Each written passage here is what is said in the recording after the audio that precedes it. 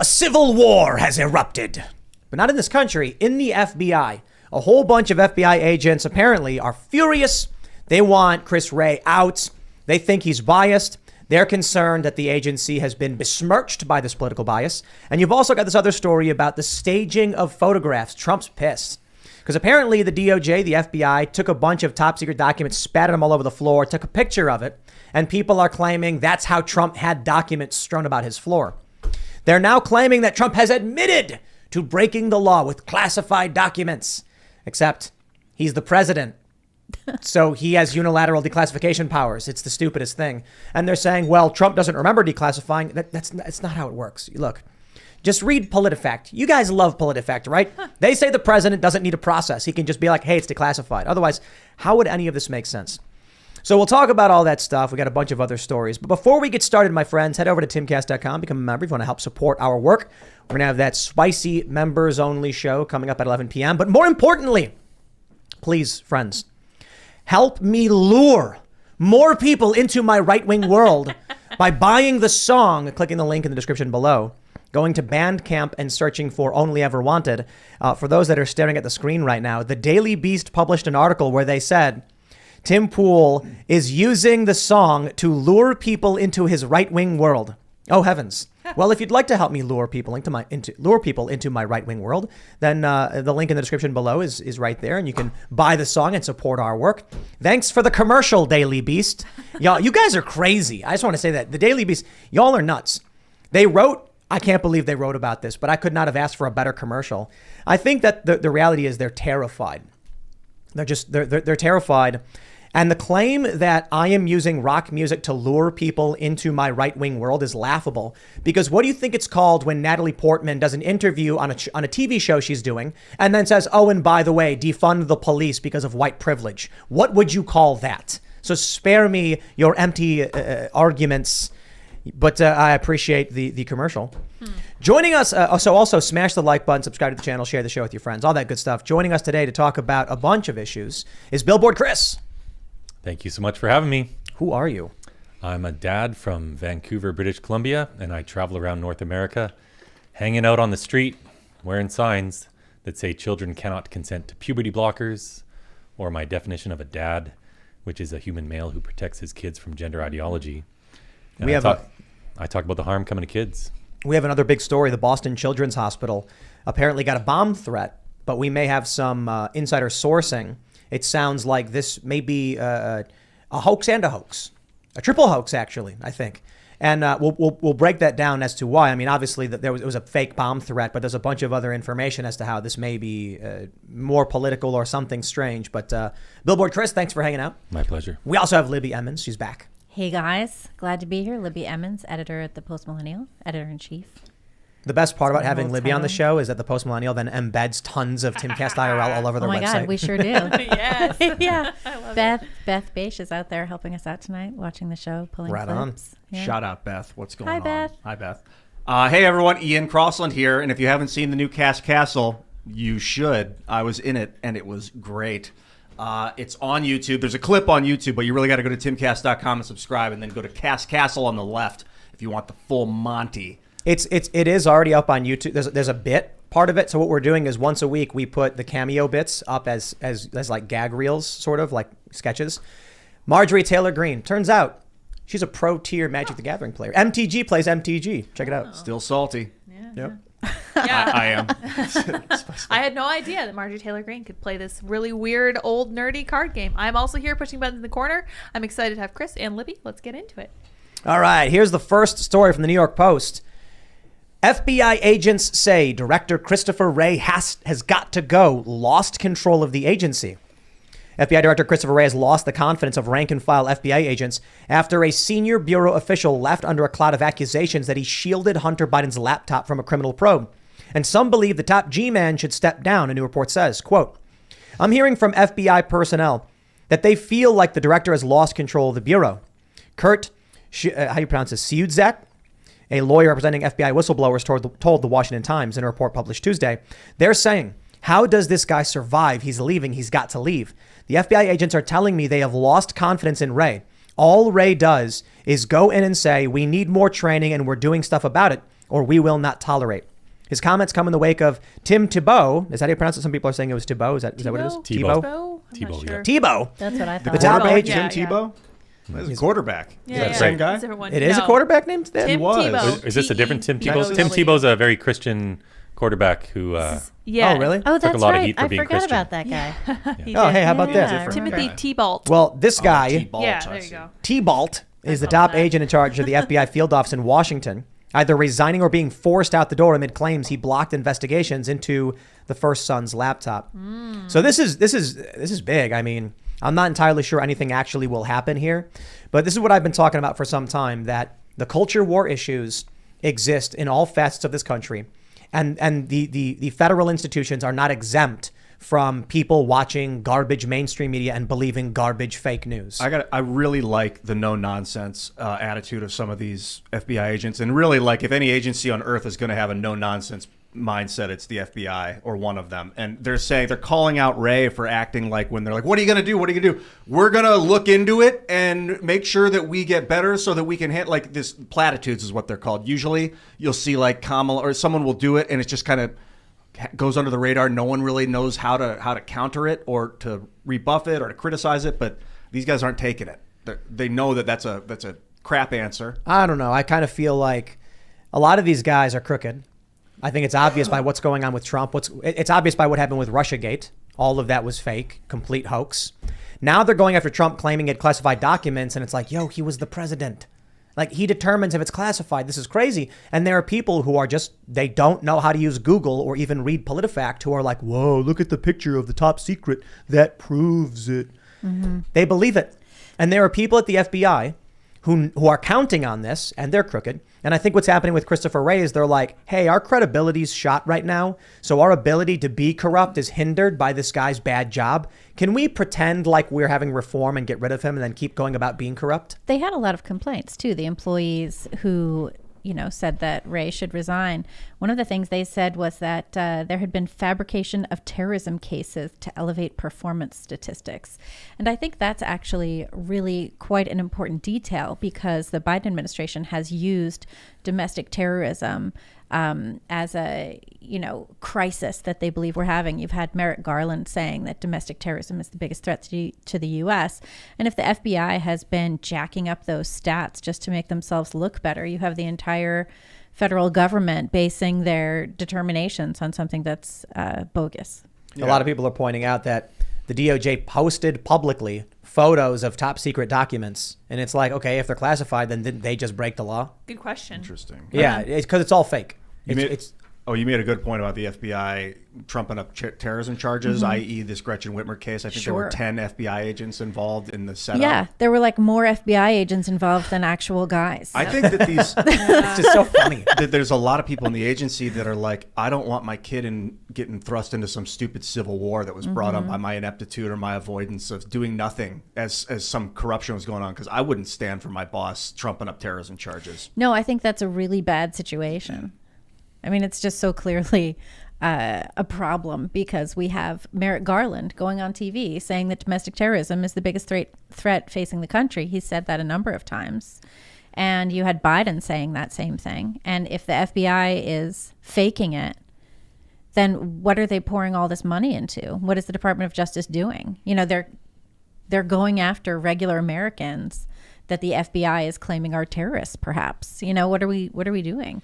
Like, these Whitmer guys were hanging out around a campfire, getting high, talking about random garbage that they wanted to do, like you do when you hang around a campfire and you're getting high, right? Like, you say whatever. Well, then the FBI jumps in and is like, oh, we can encourage these guys to go nuts. They bring in some hot chick who smokes weed with them in hotel rooms. And you're going to do whatever the hot chick who's smoking weed with you says. That is the rule. I would do that. But right? you mean you're going to entertain it, right? Not literally do it. You're going so to when the hot and so chick then is, they had to like buy guns for them and everything. Yeah. yeah, like, don't you want to go and do this? Like, sure, whatever you say, take your clothes off. Right. And they're like, we got him. We got him. He said yes. Right. That's why I look at this stuff and I got to wonder, right? These guys are going to go to jail. 2 guys. There was a mistrial. Then they had another trial. I'm seeing a lot of people report like the judge wasn't allowing certain testimony in, and the whole thing, they say it was a sham. The left is screaming, aha, this proves it. And I'm just like, I'm not entirely convinced there will be a civil war, because we're watching for 6-7 years now some of the most intense and absolute corruption we've ever seen. And everyone's kind of just like, huh. Mm-hmm. How about It is that? kind of interesting. But more importantly, in 2018, Democrats win. In 2020, they still held the House despite victories from the right. And it's like, dude, when they raid the former president's house, I think it was James Lindsay who mentioned this, that some woman was like, that's gone too far for me, like raiding a president's house. I hope that is true. And come I hope so November, too. people are like, but then not only do you have to hope you'll win, you have to hope that the people who actually get in do something. Right, and that's questionable as well, because the establishment GOP and the establishment Democrats are basically the same thing. They're trying to maintain their power. The Mar-a-Lago raid, though, is crazy. Like, you guys, I'm sure, looked at the affidavit, the heavily redacted affidavit. From what I could gather, the DOJ is mad that Trump had documents that he could have declassified. He did. Stored improperly. He did declassify. Right. And they were stored, but their big complaint is that they were stored improperly. This is So right. Am I right about that? I don't know. Trump That's what it turned looks over like. boxes to the National Archive That's upon correct. request. They then said, wow, look at this classified stuff.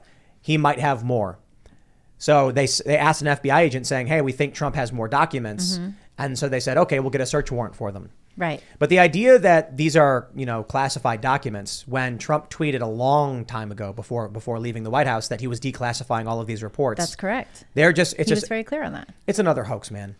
And the reason why, I'm saying maybe there won't be a civil war is because the left keeps believing this stuff. The machine keeps on churning. And even if the Republicans get in, they just say, well, we can't push too hard. We had a couple of Republicans in here who are like, we can't impeach Joe Biden, despite all of the evidence of the malfeasance and illicit dealings with his son, not even an investigation. So what I think is, when I say no civil war, what I mean is revolution. The left is engaged in some kind of revolution. You've got all the crazy race ideology, gender ideology stuff. You've got the you will own nothing, World Economic Forum stuff. And it seems like that's the direction we're heading. Since 9/11, the American people have gone nuts. And it's more than just the United States, but people have gone totally twisted on each other. They've been looking at each other like that maybe we're the threat. Well, we made a huge mistake in allowing the authorization of the Patriot Act. That was a huge issue. Yeah, and what's happening is... And nobody cared. I remember being stunned at the time that so few people cared. It's crazy. It's insane. And the world is creating a new government. There's a world government being formed right now. If the Americans refuse to stop fighting and they keep arguing with each other, when they end up getting a seat at the table, one, no one's going to take them seriously when they're forming their new government, and it's going to get formed without us. And two...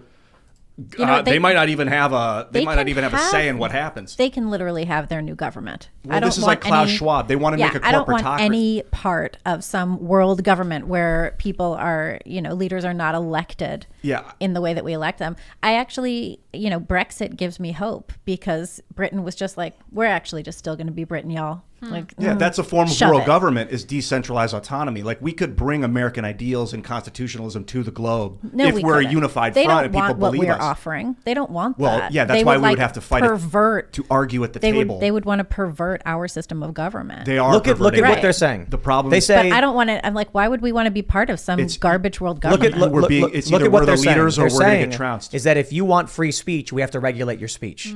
Right. They're telling you that we're fighting for freedom. And then simultaneously, it is 1984 to the T. That's correct. Yeah, I mean, they're the ones with this massive top-down approach telling us how we have to live, how we have to, deal with our cars, how we have to deal with our kids, how we have to deal with our families and our homes, all of this.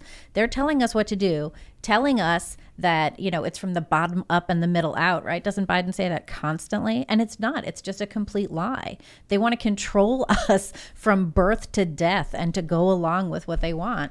And I think that it's at the point where you just have to say no to anything the federal government offers. But you need to propose something different. If you just say no, you'll slowly get steamrolled. Well, but we had something. We had something great, right? We had constitutional democracy, and we're not going to have that anymore. Like, it's a fight. I mean, I don't like the term fight necessarily, but it's a constant struggle to maintain economic democracy. The right constantly saying, no, wait, don't, while the left keeps expanding what they're doing. Well, look at what's happening in California now, right? Like with the They're going to phase out gasoline-powered cars, and now they're telling you can't charge your EV. Yep. I mean, the that's amount it. I want to like. You will own nothing. Not only will you own nothing, you will lack freedom of movement. Yeah. I want to get into that, but I want to jump to this story because this one was talk about rhetorical escalation. Yes.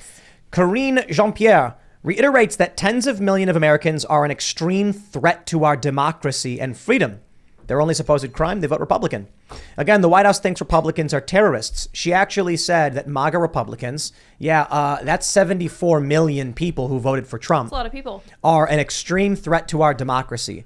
What do you think she's saying to the country and the world when she says something like that? I think I know exactly what she's saying. I was talking to Libby about this a little bit before we started. I think the supply, what am I trying to say here? I think the demand highly outstrips the supply of white nationalist terrorism, and they need people to be terrorists. We were talking about that. Right, exactly. Yeah, they need people to be terrorists so that they can create false terrorism charges so Well, that they can have the Department of Justice investigate their political opponents. Did you see the Vox article several years ago? It was like 100 million Americans believe what white nationalists believe or whatever. And it was like some nonsense that had nothing to do with anything. It was That's like, correct. they agree with, market capitalism. That's what the other people believe. White nationalism. Yeah. Hitler also drank water. Meritocracy matters, Yeah. That's white nationalists.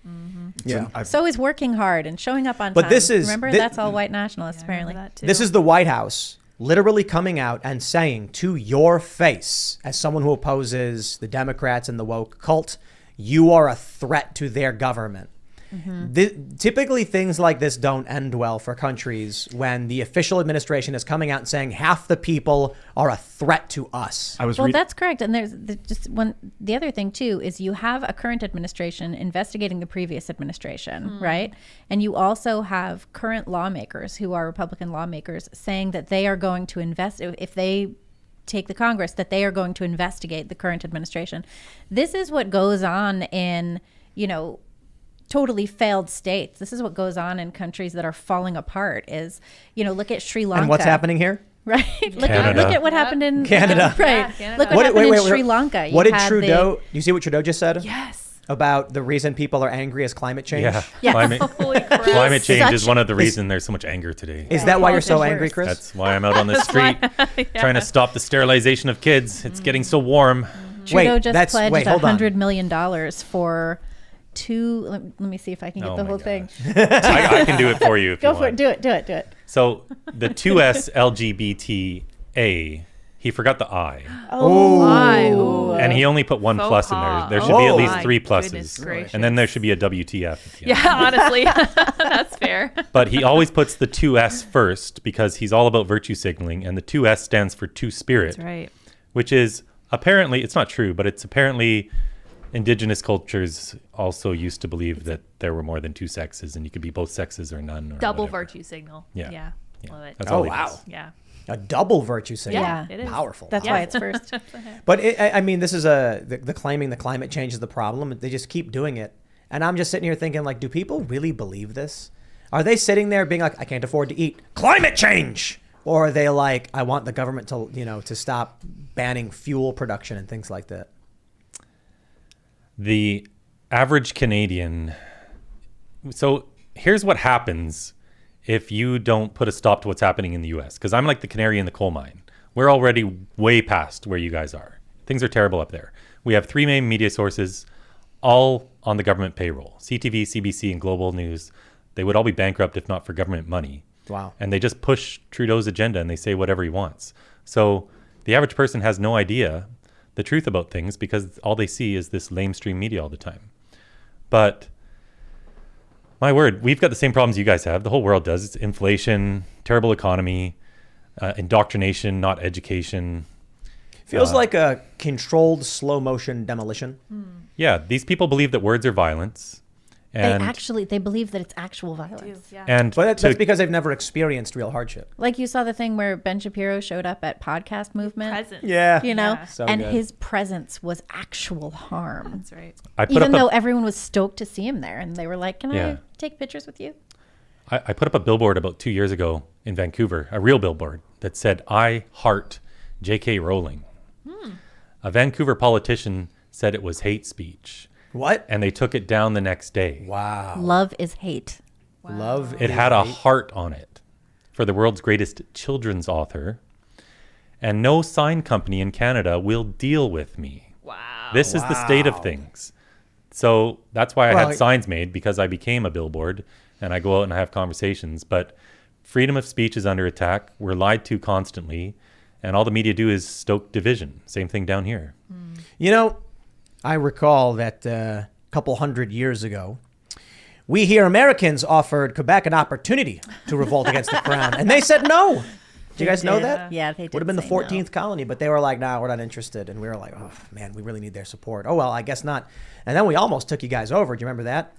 I War of think that might be 1812. revisionist 1812. history. I think Yeah. I think we burned down your White House and your Congress back It in was the Well, day. well, no, Right. Britain did. Yeah. Yeah, we- but it was we- before Canada existed. Right. Okay. Yeah. Fair point. We tried. I think we did occupy Canada was Montreal what, or something like that. 1865 Canada became a country? 1867. In Yeah. 67. I think we occupied Montreal during the War of 1812 or something like that.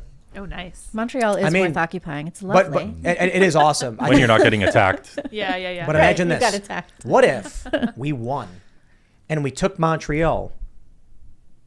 Y'all be better off. What would Would that they? give us? Yeah, we'd be better off because they have a really large Antifa contingent. So if you want to take over them, that's fine with me. Yeah, by all Yeah. means, take Yeah, you Montreal. can have them. It's like take DC. Yeah, but if we did, it would be a bunch of MAGA. They'd all be walking around with American flags and I wonder, AR-15s. yeah, I mean, I don't think the French Canadians would be that MAGA, though. No, but who knows? Who knows, man? And Montreal's different within Road not traveled. within the province. There's a lot of English speakers. It's very different compared to the rest of the province. I'm just saying, Canada sucks. Like, it's a great place with great food and great people, but I mean the government and what it's done to the country has just made it an awful place. This is what happens if AOC was your president. Wow. I don't This want is that. exactly what happens. Justin Trudeau, President Zoolander, is the AOC equivalent. I love Up in that. Canada. He talks It's- like this. It's also an example it's of also fake. what happens if you let your government be a puppet of a king and just pretend like you're not a puppet of a king. Like it's British. It's owned by the freaking queen. She decides who's in charge there. That's disgusting. I in don't my think opinion. that's true of the provincial She leaders. can- And they have a lot of, the provincial leaders have a lot of I'm freedom. pretty sure the Queen of England technically could intervene, but I don't know if it's politically. In provincial, yeah. Oh yeah, maybe. and everything. I don't know if it's realistic though. I don't understand monarchy. It Yeah, seems so it's stupid complicated. To me. We have there's this person called a governor general who's actually appointed by the prime minister, but is the representative of the queen. You see, there it is. It's just like a, what do you call it? Ceremonial sort of thing. But Is it though? well, so here's what can happen. Because we don't have a two-party system like down here. We have 4 or 5 parties that get seats. So Justin Trudeau has a minority of the seats in government. So to pass any law, he has to get some other party to come along with him. So he ends up bribing some other party by giving them what they want. And that's always an even further left party. But at any time, he could be kicked out if the parties just said, no, we're not going to go along with you. And then a new election would get called. And it's the governor general who actually does that. So she does have some role. But as far as I can tell, that's about it. I think we just look to Canada, and if we do not win the culture war, that's what's in store for us. That's so right. we're lucky in that regard that we get to watch it happen to you guys, and then be like, hey, we don't want that to happen here. So let's shore up our defenses. Get out and vote. Get out and vote in November and make sure. There was a time in American history where there was a rebellion, a violent rebellion. People were shot. It was called Shays Rebellion. It was in 17. Oh, yeah, the Shays Rebellion, that's right. 1783. It's right after the Revolution, and a bunch of farmers were being taxed for money they didn't have. So they rioted. They went to the courthouses over the course of like a week or multiple days and weeks or whatever, and violently surrounded them. The judges were like, I'm out of here. I'm not adjudicating. We're not going to steal their land. The governor cracked down hard. Like, he wanted people executed. He wanted people arrested. And he was calling people, I don't know if he was using the word terrorist, but calling, the whole insurgency thing. We got to go after people. The farmers are our enemies. And they were like, if you start killing Americans because they are revolting because they can't pay their taxes, that's a bad road to go down. That's a very bad road to go down. Eventually, John Hancock came back in, won the governorship, and pardoned everybody, except for 2 guys who were looters, and they got executed.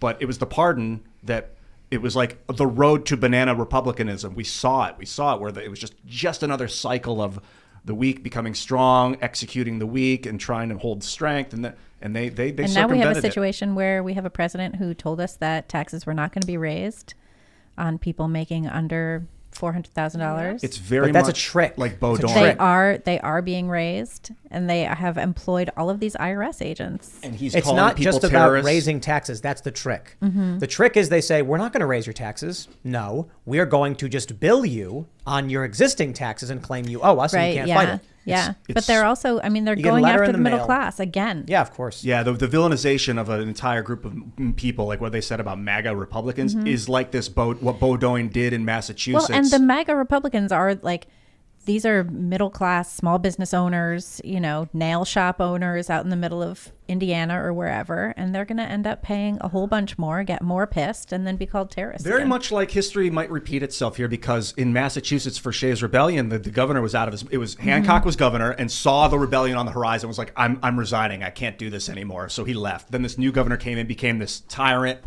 kind of like what Biden's doing, claiming people are terrorists. I don't like it. And then eventually Hancock was like, I can't not do anything. He ran again, got back into the governorship, and pardoned people. Now, if we have a president runs again and then comes back into the presidency and pardons people, wouldn't that be an interesting revolution of the past? You know what I read that was funny? That if Donald Trump is indicted and goes to prison or is in jail or whatever, and then is still running for president and wins, he can pardon himself. Oh, is that right? Can you pardon yourself? I think it's debatable. Yeah. I remember there was a lot of talk about this a few years ago. It would get challenged, but apparently he could. I mean, what do you do when someone in prison is elected president? Just safe there, you know what I mean? I guess. Sort of safe, Wow. depending on what kind of prison he's in. But and I guess the charges would be things like obstruction of justice, mishandling of documents that are in your possession that you actually own. That's what they're trying to go Can you for. run for Yeah. president if you're in prison? No, you can't. Well, actually, but I mean, hold he on. They're can't- going after this records law that says if you obfuscate, manipulate, or destroy records, you can't run for office. That's what they're trying to do. They just really don't want him to run again. Everything that they've been doing is about That's the that. same thing with Shays' Rebellion. They wanted to strip these people of all their voter rights. They wanted to strip people of their land. They seized people's property. Like they're trying to make them non-citizens. They were trying to make them non-citizens, and eventually it was just like, you can't do that. You can't make a country if you're making people non-citizens. That's correct. Yeah. I want to jump to this story here from the Post Millennial. Oh my. Occupy Democrats demands boycott of Spotify after Joe Rogan says vote Republican. Talk about a bunch of whiny little babies. Joe Rogan has opinion. Quick, boycott the entire largest music platform in the world. Luck with that. Post Millennial says, during a recent episode of his podcast, Rogan highlighted the failures of the Democratic Party's handling of the COVID pandemic, suggesting that people should vote Republican instead. It drew ire from many on the left, obviously, who went so far as to call on their followers to boycott the popular music and podcast streaming platform Spotify. I mean, Occupy Democrats, they post a bunch of fake news anyway. They're kind of nuts. They say, if you support a boycott of Spotify until they drop Joe Rogan's podcast after he just ignorantly urged Americans to vote Republican as payback for businesses closing down due to the pandemic, dangerous rhetoric as the GOP embraces full fascism. Oh my. Please goodness. retweet and follow us. Well, you know, Donald, it was Joe Biden who said semi-fascism. They had to one-up him. I don't think they know what the word means. Well, I don't think they care what the word means. Yeah. Everything's upside down. It's the Yeah. opposite. Everything is. They, upside I mean, down. you look. But I predict I'm gonna- that this is going to go as well as Neil Young's boycott of Spotify. Sure. I propose this. How about someone out there makes a browser extension and we select a bunch of keywords like far right, fascist, semi-fascist, whatever, and we replace it with bad thing. That's it. So like bad thing person, and it'll be like, you know, business is closing down due to bad thing, or, you know, GOP embraces bad thing. Just that's all it means. It doesn't mean anything other than bad thing. So we get a browser extension. It just changes these phrases into the phrase bad thing. There we go. That'd be the name of the extension. Bad thing. I like bad that thing. actually. I would Translate I would put the that left. on. That's right. That's really smart. I like it. I wanted It's to point another out- one of your good ideas. An Bad thing inaccuracy extension. with Occupy Democrats here. Rogan is not ignorant. No. He's done enough research over the last 10 years. I can safely say from a distance, the guy, not a genius. LOL. Actually, I think you are a genius, Joe. But I Yeah, know Joe's you a don't- genius. you I don't think he you is, are. honestly. He's a He's a brilliant genius. guy. Yeah. Not ignorant. He knows what he's talking about. This is not know what it a is? light decision that he's making. They're talking about. Joe's not a genius. Yeah. But he's been smoking DMT and weed long and, enough. and psychedelics and NAD, and so it's like his mind has just ascended to a new level. So in the fourth dimensional state, he's kind of just a regular intelligence, but to all of us lowly three-dimensional beings, he's way out there. Also, if you watch that segment, he's saying vote Republican almost like to bring balance back to this thing. And it was the Democrats that shut down businesses. They shut down our schools. They shut down our churches. They left, the cathedrals to sin open. They left open the liquor stores. They left open the casinos.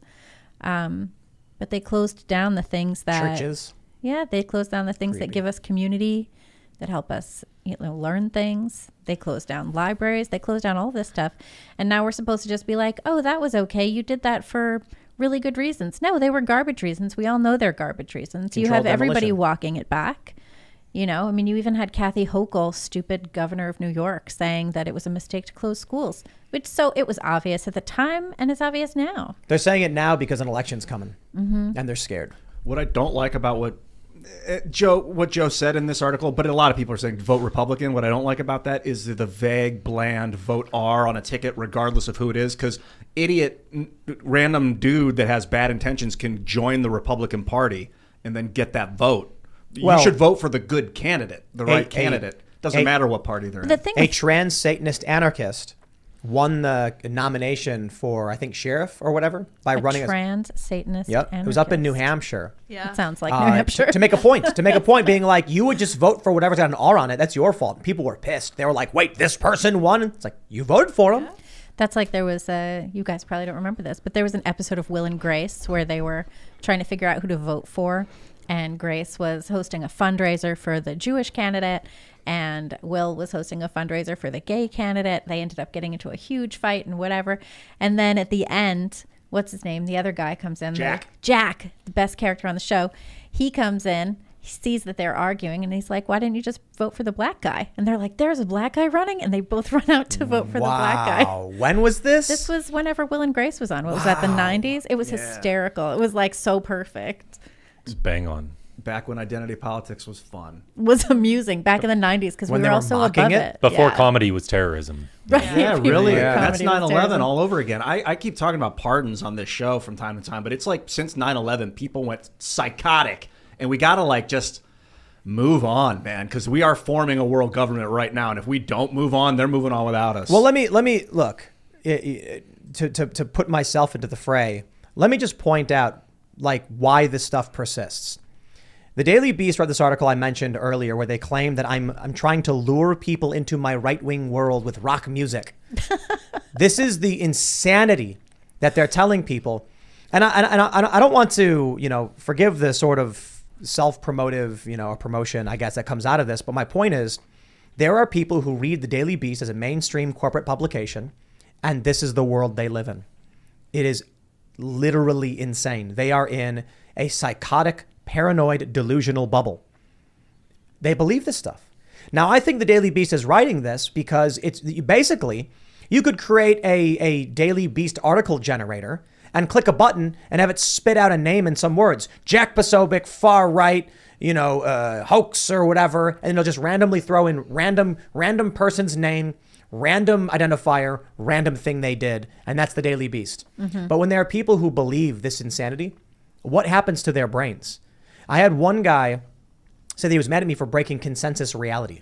Bro, you don't live in consensus reality. No, that's not a You live thing. in the crackpot reality of weird, algorithmically driven garbage articles that make no sense. But this is what makes people lose their minds. And the reason why they hate Joe Rogan so much is that Joe Rogan appeals to regular people. I think he may be a vaccine, as it were, socially, to stop people from being of contracting the mind virus. The tip of the needle, so to speak. You've mentioned 9/11 a couple times. I think that's also coincident with when the internet really took off, which has enabled division to be stoked.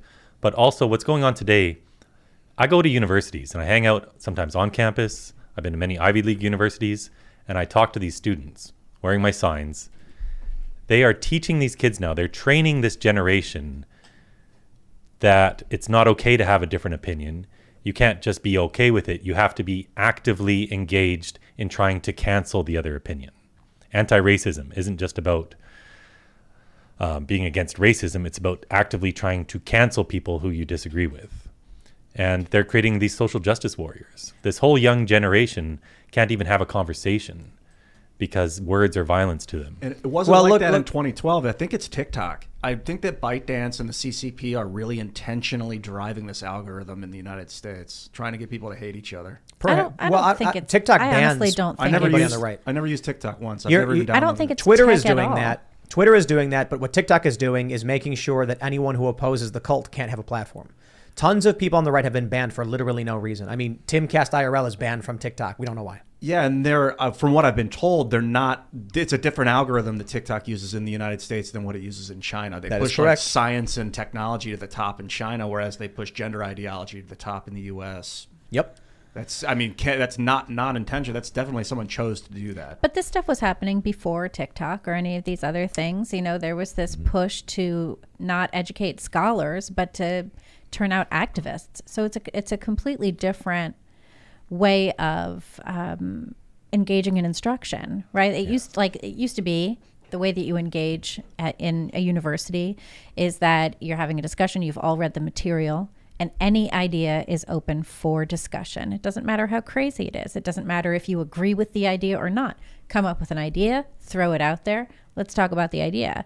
And now it has so much more to do with, you know, forming a belief system that then you can go and act as an activist out in the world and get people to sign on to your belief system. That's not what it used to be. The idea that a scholar is someone who has to believe a certain set of things and never question them. That's not scholarship.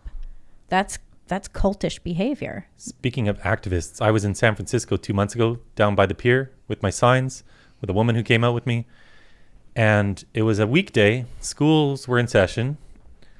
There were about 80 elementary school kids, 10 and 11 years old, down there protesting in favor of abortion and trans rights. 10 and 11-year-olds out on a school field trip protesting. On a school field trip. Mm-hmm. The school had them go out and do it. 3 different classes. And they were not just protesting, right? They were protesting for the eradication of babies and for the sterilization of teenagers. I mean, look, right. as long as you... Talk about anti-humanism. If the pro-America side, if the freedom libertarian side, conservative side wins on school choice, then give it 20 to 40 years and the problem corrects itself. I think a lot of it, like you were mentioning earlier, the internet, how it kind of coincided with 9/11. And I think internet video has been weaponized. I thought for sure back in 2006, like internet video is the future. I was right. It's just been weaponized as part of it. And like, for instance, I made a video when Barack Obama was running for president in 2007. I made a video and said, Barack, you're going to win. You're going to serve 2 terms. I was just like, let's manifest. Let's create this and give it confidence. So you're responsible for all those kids. It's your fault. And at YouTube, one of the Steve Grove at YouTube, one of the administrators featured the article. So basically together we created political propaganda. I didn't think of it at the time. I was just like, I want Obama to win. It got 50,000 views. I don't know how many people voted for Obama as a result, but talk about mass formation. Like, the power of internet video, that an individual can inspire the minds of almost the entire world, it's disconcerting. Let me jump to this story we got from the Post Millennial. Breaking Hey, it's us Connecticut. again. That's right. Connecticut Hey. assistant principal placed on leave after Project Veritas expose. Woo. This is crazy. This Veritas expose from the other day. Oh, this is wild. This is totally wild. This dude's basically bragging about how he's breaking the law to violating non-discrimination laws, saying he won't hire conservatives, Catholics, or people over 30. People over 30. Right. All of this is just Meanwhile, look at this hugely guy. illegal. Like, why does he have a job? That's a good question. He's like, well, these people, they're brainwashed. And I'm like, dude, when you refuse to expose people to other ideas, it's you that's the cult. Yes. You, not the other people who are actually okay with different ideas competing with each other. But this guy's now placed on leave. The crazy thing is there's a video, I don't know if you guys have it, where James O'Keefe. Okay. Oh, yeah, we have that in a different story. Yeah, they ran like multiple stories on this. James confronts the guy at a bar, a restaurant, and they call the cops, and the cops threaten to arrest him. Yeah. Yeah, this is crazy, but this is it. This is one school. It's one school in Connecticut. Good job, Project Veritas. Super fancy part of Connecticut. I mean, but just you need to understand that this is an example of what parents need to be watching out for. He's basically saying he won't hire someone who doesn't agree with trans ideology. He wants teachers to come in and tell the kids whatever the kids want to hear and what he wants them to say. And he's like, I'm pretty good at making sure we don't hire any Catholics or conservatives. You can't ask him, but you can ask other things. And then I just call him and say, we've moved on to another candidate. This is what they're doing at your schools, man. If you don't keep an eye on what's going on, you're going to wake up one day and be like, why did my kid shave their head and now they hate me? I mean, your kid can shave your head and hate you without joining a cult, can't they? Yeah, but what I mean is, that's like teen years. We've talked right? about this a lot. The cult indoctrination at these schools, especially at colleges. And we've had tons of people come on this show and like while we're getting ready for the show, they're like, yeah, my kid's about to go to college. And I was like, do you read your own tweets? Yeah, why are you doing that? Because it's just this is why I'm like, I don't know, maybe there won't be a civil war. Because the right will just sit there and shake their fist while the left stages a revolution. Because even knowing the schools are doing this, they keep sending their kids to these schools. It's like, okay, I guess, sure, fine, whatever. Well, it is hard. I mean, as a parent, it is hard to try and like figure out if there's a path that you can take. I talk to my kid all the time about all of these things. Homeschooling? Well, microschooling, private schools. You got to do all of these things. You got to figure it out. I'm just saying it is hard to figure out a choice. It's a full-time job to figure out how to educate your kid. Yeah, no one ever said having kids was easy. Hey, I didn't say it was easy. My son actually has said like he wants to go to college, and I'm like, you could also just buy a truck. I got an idea though. Hear me out. I hear what you're saying about it being a full-time job. Mm-hmm. What if we created some kind of like cultural institution where there was a parent who would work and make money and acquire resources while the other parent principally helped raise those kids. And then through that partnership, you'd have like a healthy family to raise these kids and instill values in them. You know what I mean? Like, what could we call something like that? I don't know. Maybe like a family? Family. Sounds like evil white supremacy colonialism to me. Yeah, what are you trying to control kids or something? Jeez. The other thing, too, is I was recently listening to, or something, somehow I was absorbing information about what? Who knows how? I don't know how. About how? Divorce, about like the history of divorce in the U.S. And I have come to the conclusion that no-fault divorce was a total mistake. Oh, yeah. This should never have been allowed at all. And it was the communists. Right. Yeah, it's a terrible plan. I love this. We never should have done this. Media Matters, I think it was Media Matters, one of these lefty outlets wrote like, Timcast IRL, the right wing is now coming for no-fault divorce. And I'm like, okay, like what? How do you protect against no-fault divorce as a guy, as a woman too, I guess? But I mean, I have like, I'm in my 40s. I know lots of women who are no longer married. There's crazy stories. A guy wakes up one day and he's like, I don't want to be married to you anymore. And then he takes the house and tries to take the kids. And you're like, what did I do? What happened? And the inverse. Yeah, and the women inverse. doing the same thing. Sure. Guy comes home one day, the locks are changed, and she's like, "Here's the papers. Go somewhere else." This is just crazy. You can sign it's prenups. Crazy. I've heard, but then I've been told like they're not enough. Like even if you have a prenup that says half of it's mine, they can still take it. If you have to sign a prenup, like don't marry that person. Correct. I feel like prenup should be embedded in the marriage contract, so you don't have to feel bad about it. But that's crazy too. Like then why get like what's the point of getting married? To make more money. You used with to what not you be have. able to get divorced. You'd go and you'd be like, I'd like to get a divorce, and then the judge would be like, no, denied, bang. I think go get counseling. The idea of getting married is I'll bring my 10 million, you bring your 600,000, and then with our 10.6 million, we make 100 million more, and we split that. But you don't get my original 10 million that I bring. I love that like this 10 million brought to the marriage in the first place. I just remembered what it was that I was listening to. It was the Criminal podcast about this woman who was trying to get divorced from her husband after he had been convicted of murder, and she had to go to South. It was like I don't know, sometime before now. She had to go to South Dakota but that's a little to do different, it, right? You know what I'm saying? Like, but then he was exonerated, is what happened, and she could have potentially gotten the divorce because he was in prison. But then he was exonerated. His dad got him off on like all these reasons, and so she had to go to South Dakota and live there for like a year in order to qualify to get divorced because it was legal there. And then crazy, South Dakota changed their law, and other people started having no-fault divorce and whatever. But yeah, Criminal podcast. I like that podcast. Did you catch what I was saying about the prenup, embedded prenup? Why I think it makes sense. Yeah, because then you don't have to worry about it when you get divorced. You can just leave with your stuff. Like marriage is a business contract, and you bring in your initial investment, and they bring their initial investment. I don't see why they should have access to your initial investment before you do them. I kind of feel like considering marriage as a business contract defeats the entire point of marriage. That's not how I would ever view marriage, as a business arrangement. It's just financial. Then why do it? Just so you don't have to get taxed when you give your wife $100,000 a year. I hate this idea of marriage. I don't. That's all. That's I mean, it's really all that's it not is. what terrible. marriage is. Yeah. It's just like I can give you more than $14,000 a year. That should the not be gift the deal. limit, and then I'm not going to get So, taxed like, on it. There should be. Let's there should use be your scenario, love Ian. involved. There should be wanting Oh, to yeah, but you take need to care get of married. a Ian, family. let's use your scenario about $10 million. You don't need to If get you married had for the 10, business Ian, if you had contract $10 either. million and Yeah, you but it's a married someone with lucrative 600,000, you would It's a just hurt each other tax wise. Well, what you would do is you do it because you want to make more money together. No, Like, no, that's no, the no, idea. no, Is no. we're going to combine. No, no, no, the no, forces. Ian, Where'd you you don't get the understand. $10 million to You start with? don't Like, you understand. should probably be getting married in your early 20s. You know, You're like, hurting the taxes of the other person if you marry them if you have that much money. Unless you're, if Yeah, you're that's true, stagnant. too. If you're That's stagnant. true, If too. I come in with No. When someone's making 250K and they marry someone who's making 100 million or making 25 million per year, and now it's a joint filing, you basically have just jumped straight up. You have there's no benefit received to the person who's making less money. They just get taxed more. Yeah, but it doesn't make That's sense. They're right. also making 12.5 million a year because they're married to someone that's making 25. Yeah, Yeah, but here's the other piece of that is like if you're both these wealthy millionaires, like how do you even have time to find someone to fall in love with? Like that really is a business contract. Like working to make a lot of money is maybe I'm just doing it wrong. I should but, like, clarify too because I working think is a thing. the highest You have to bracket. work hard. What's the highest bracket? It's 250, right? 250 and up. I have no idea. So it's actually like if someone's making 50K and they marry someone who's making 500, it's bad tax wise. It's like Yeah, I mean, I would not encourage getting married and not trying to make more money. I think the purpose is you're going to make at least 10 times what you're making alone if you're married. I don't think it's bad tax wise. It's- And I say this it's- as a former financial advisor because the 500 person can come down to a lower tax bracket.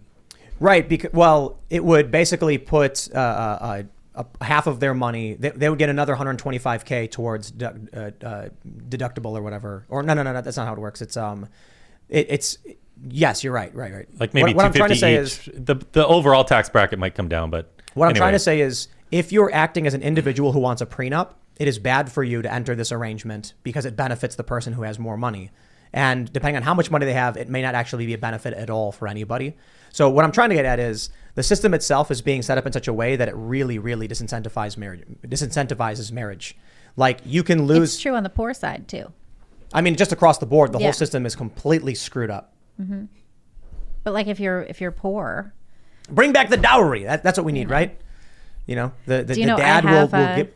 I have linens from my great grandmother's trousseau Oh yeah. that she embroidered and brought with her into her marriage. I've been tossing around getting married. It's because I'm dating this girl and I'm like, I want to give her money every year, but I don't want to get taxed on it. So like, what's the only way to do that is to have a joint bank account. It's basically we can share funds. But then I'm like, it seems so cold and calculated. It but sure like, does. maybe Gotta that's say. the way you're supposed to treat marriage because it's all numbers. It's not like a love doesn't make love. Like that's up to me. I got to do that in my own soul. I think one of the big problems we have is that regardless of whether they're conservative, actually, no, I would say this principally of conservatives, they are raising their children extremely poorly. Now, granted, they're doing better than liberals for sure. What I mean though is, how is it that there are conservative families that are shocked to find their kids have become, purple hair, shaved head, left extremists who hate their parents' guts?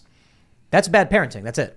I mean, maybe it's bad parenting. It is. You kicked as your kids someone off who to the ended wind, out and then with, we're like, what happened to my kids? Maybe you should have paid attention to what was going on with their lives. I think for a lot of parents today, when they think of school, we think of our own experiences in school.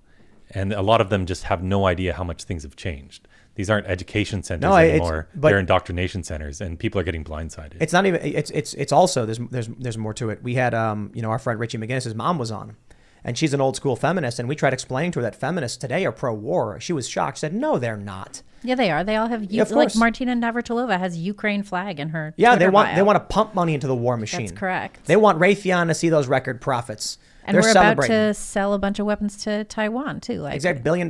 Yeah. $1 billion grant or whatever for weapons. But these older people don't pay attention. They've resigned from modern political and social life, and now the world's being burned down, and they're sitting back voting for it, going, "Oh, you're crazy. It's not happening." So there are people who are like, "Tim, don't rag on boomers." My friends, I'm not ragging on you, who is intelligent, smart, who reads the news, fact checks, and is questioning what's going on. And is watching the show. And is watching the show. I'm talking about how we've had people on the show. I'm talking about the large portion of boomers who are voting Democrat thinking they're voting for like a hard union guy, and they're actually voting for child sex changes, and they won't read a single article online to save their own children's lives. It's not just boomers, it's literally anybody. But you know, I think the issue is when it comes to the older generation, not just boomers, but anybody, they consume television media. That's where they get their news. We are online, so we're exposed to counter information. They're not. So they sit there in their lounge chairs watching CNN going, wow, can't believe that's true again. And no matter how many times there's a hoax, no matter how many times there's a new Jussie Smollett, they believe it. At a certain point, you got to be like, okay, this thing's just full of crap. Yeah, there is a sense of erosion that is interplayed as well. Like it's not, people are not impervious to realizing what's going on. Eventually, sometimes enough information appears in their face. They see enough genderqueer books or books about this and that, and seeing a 12-year-old with the double mastectomy, and they're like, sometimes like an erosion can happen slowly over time. Sometimes all of a sudden a big piece of rock just falls off and you're like, whoa, what am I looking at? The trick now is, are you familiar with black propaganda? The concept? Yeah. So this is what the left does, right? Lying, cheating, stealing. And the right doesn't do these things. They try and take this straightforward approach of here's what has to be done. And here's the harsh reality. You go to someone and say, you're going to have to work hard to make a better future. They go, hard work. Then the Democrats come along and say, you know, those loans you took out, we're going to make other people pay for them. And they're like, sounds good to me. Freebie, right? What they even say is that no one's going to have to pay for them. They lie about that too. Oh, yeah. I'm imagining what would happen if you went door to door, knocking on doors in a swing district and said that you were a Democrat, voter, and you showed them the book Genderqueer. And you said, here's a book. Here's what's in schools. Do you think, how would people respond to that? I think that there's two ways that they'll respond to it, right? I mean, some people would look at it and they would say, oh, that's shocking. I'm going to start looking into this because that's crazy. And other people would just say, no, they would do that thing where they just don't even believe their eyes. But that's why I'm saying you don't make any arguments. You don't tell them, like, if someone just literally handed them a book and said, like, I want to just, like, the problem is you buy the book and you're helping the person who's making the book. Mm-hmm. But I'm just wondering, like, what would happen if you were, in a neighborhood handing out these books? Like, what would they be saying about it? The far left likes it, but the problem with Democrats these days and the Democratic Party is they're essentially being held hostage by the far left wing of their party, because if they object to any of this, they are called a bigot, and to be called a bigot as a Democrat is like instant death. It's like none of them will blasphemer. stand up to them. Yeah. Blasphemer! That's You're right. like, no, not me, heretic. I So they don't all agree with buy a copy this. of that book. I bought a copy of Genderqueer because we were writing about it a lot, and I was like, I should just take a look at this book. And the things that I found horrifying about it had a lot less to do with the graphic imagery and more to do with the trajectory of the story. By the end of the book, this main character, who now is non-binary, is planning with a euphoric sensibility how to come out to their students, because also the character is a teacher now. You see, like, that's the weirdest thing to me, that there are teachers who are like, I want to make sure all of these children know who I like to bang. Right. It's Why like, would you want that? No. We don't even, we would never even say our teacher's first name. No. Like, if you went to your teacher and I said went their to name, Quaker they'd be like, school. excuse me? Oh, you did? At yeah. So I went to several different kinds of schools. I went to public school through 8th grade, and then I went to Catholic school for 2 years, and then I went to Quaker school for 2 years. What was that like? Quaker school? Yeah. It was great. It was academically rigorous. I had teachers who were old school professor style teachers, where any idea that you wanted to talk about was on the table. I was having trouble in my English class with Peter Renka, and we called him Peter. But did we call him Peter? I don't remember. Anyways, I think I called him Mr. Renka because I came from Catholic school and I was used to calling people sister. So it was, anyways, who cares? My point is, I was having trouble in English class. And so I talked to Mr. Renka about it. And he said, well, what do you want to read? And I said, I'd like to read this book, The Castle by Kafka. And he was like, great, read that. And we'll make time. We'll talk about it after school. And that's what we did. And it was great. And my philosophy classes were interesting, and I took, independent studies in writing plays. I mean, it was ludicrous. If everyone could go to the school I went to, the way it was in the mid-90s, if everyone could go to that school, then we wouldn't have these kinds of problems, to be honest. I want to jump to the story from The Post Millennial. Ooh, it's us again. Threefer. Bomb threat at Boston Children's Hospital ruled false. Police report. No suspicious items were observed or located. An incident report from the Boston Police Department specifies. I just want to say that my initial assessment here was that it was a hoax and a hoax, but now it appears it's a hoax, hoax, and a hoax. So I'll explain, and then I'll throw it to Billboard Chris, but the first story is clearly the bomb threat itself was clearly fake. But also, the police did not even show up until an hour and 20 minutes after the call came in, and they did not clear the area until an hour or about an hour later. So I'm like, okay, the police weren't even taking it seriously. It was around 8 o'clock that the call came in. 9:20 where the police actually showed up, and then 10 o'clock when they actually cleared the space out. So you have the hoax of the call itself. Mm-hmm. You have the hoax of the media narrative that everything got shut down. And now, what's the latest? So, yeah, there's a couple employees there that send me the emails they're getting. So I get those. But then this employee told me the weird thing is that they never sent out an initial lockdown email. Only the all clear one. No added security this morning either. And this whole time, the last 2 weeks, there's been no added security. No one in the hospital has been getting any threats that this employee knows of. Most people didn't even know that I had tweeted out all these videos originally. They're just playing victim, trying to shift the narrative away from their own words that everyone heard in the videos that I tweeted out. And they're trying to make themselves into a victim. But there's really not that much going on there. What are their own Fake words news that you tweeted? Is that It's stuff you actually can talk about shocking. on Yeah. YouTube? Yeah, it's all these. So They were on YouTube. These videos were on YouTube. They had all these- until they yeah. took them down. Yeah, they had all these videos on their YouTube channel, and I was alerted to one of them, so I tweeted it out. It was about gender-affirming hysterectomies, how they will cut out the uterus of a girl or young woman to affirm her gender. And it started to take off. Post Millennial wrote about it, and I thought I better record this because it's getting some steam going here. And of course, they deleted the video. So then I tweeted out my recorded version of it. I sent it to Libs of TikTok. I sent it to Matt Walsh. They retweeted it for me. It went viral. And in the meantime, I recorded about 40 other videos from their YouTube site that they have also deleted all of those now. Are they still doing gender-affirming hysterectomies at the hospital? Yeah, and they even changed their website. They had a page talking about how they do phalloplasties on 17-year-olds, or sorry, vaginoplasties. So this is it was the vaginoplasties on the 17-year-olds. Yeah, this is where they create a neovagina for young men or boys. They castrate them and then invert the penis. It gets gruesome, guys. But anyway, they changed their website. It used to say 17-year-olds. Now it says 18-year-olds. They also claim that they follow the WPATH standards of care. So WPATH is the World Professional Association for Transgender Health. They write the standards of care that these gender clinics can follow if they feel like it.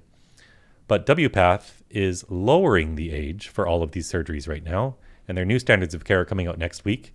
And in there, they recommend womb removal and testicle removal for 17-year-olds, breast removal for 15-year-olds. But a lot of these clinics are going even younger than that. I have Kellen Lackhart on video from Kaiser Permanente in Oakland, California, admitting that they cut off the breasts of a 12-year-old girl and they're castrating 16-year-old boys. We have lots of stories like this. These places are out of control. There's no regulation. But humans love boobs. That's the crazy thing, right? That but it's true. What does this look, Libby? Well, Do you agree? But I mean, like, but these gender clinics treat them as expendable. Like, if someone wanted to cut off their foot, we wouldn't cut off their foot. what I mean is, but correct me if I'm wrong. was a thing. Like there was the anyway. Go ahead. I may be wrong, but I'm pretty sure that humans are the only mammalian species with permanently swollen breasts. I believe so. I believe that's true.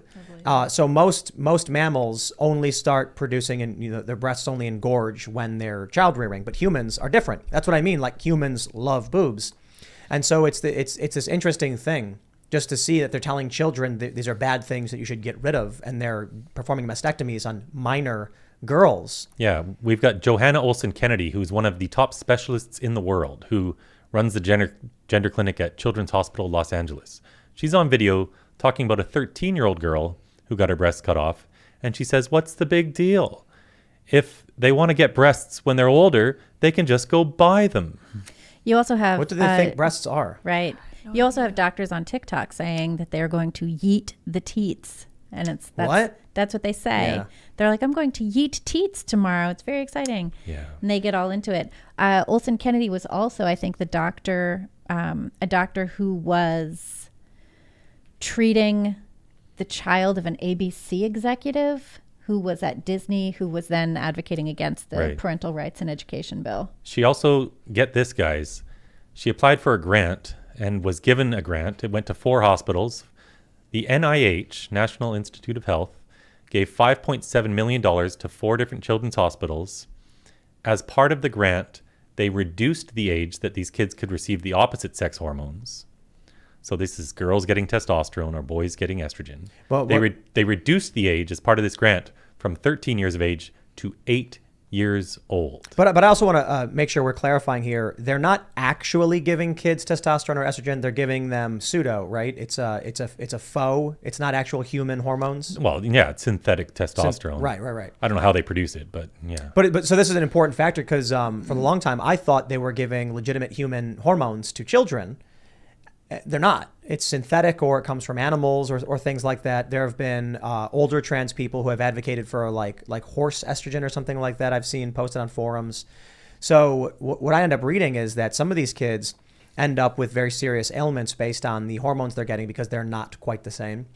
I think one example of because I'm not a biologist or a chemist or anything like that, but people talk about soy and how soy feminizes people. But I believe soy is phytoestrogen, which is it's a different form. It's like less potent or something like that. That I'm not saying necessarily what that means, other than there are different kinds of estrogen that affect the body in similar ways, but they are different. Okay. Yeah, and plus it doesn't belong in their body. Like they have a small amount of testosterone, girls do naturally, but they're getting dosages that are 20 times what they're supposed to have. But what I mean is, if you give a human being's body produces human testosterone, Right. then the body reacts to it. But I'd imagine if you give a human being horse testosterone or some other synthetic, it's going to react differently than it would to actual testosterone, Right. but perhaps similarly. And we don't know because this whole thing is a giant experiment, right? It's never been done in the history of the world. Whether you believe in God or you believe in evolution. Well, obviously, if you believe in God, you're saying God made us wrong by doing this to kids. And if you believe in evolution, as I do, well, we've evolved over about 1 billion years. Humans have been on this planet only for maybe 300,000 years. But are we to believe now that for the first time in human history, in this little 10-year window, that a pharmaceutical company is here to help our children be who they really are? You don't trust pharmaceutical companies? Evolution got it all wrong, you know?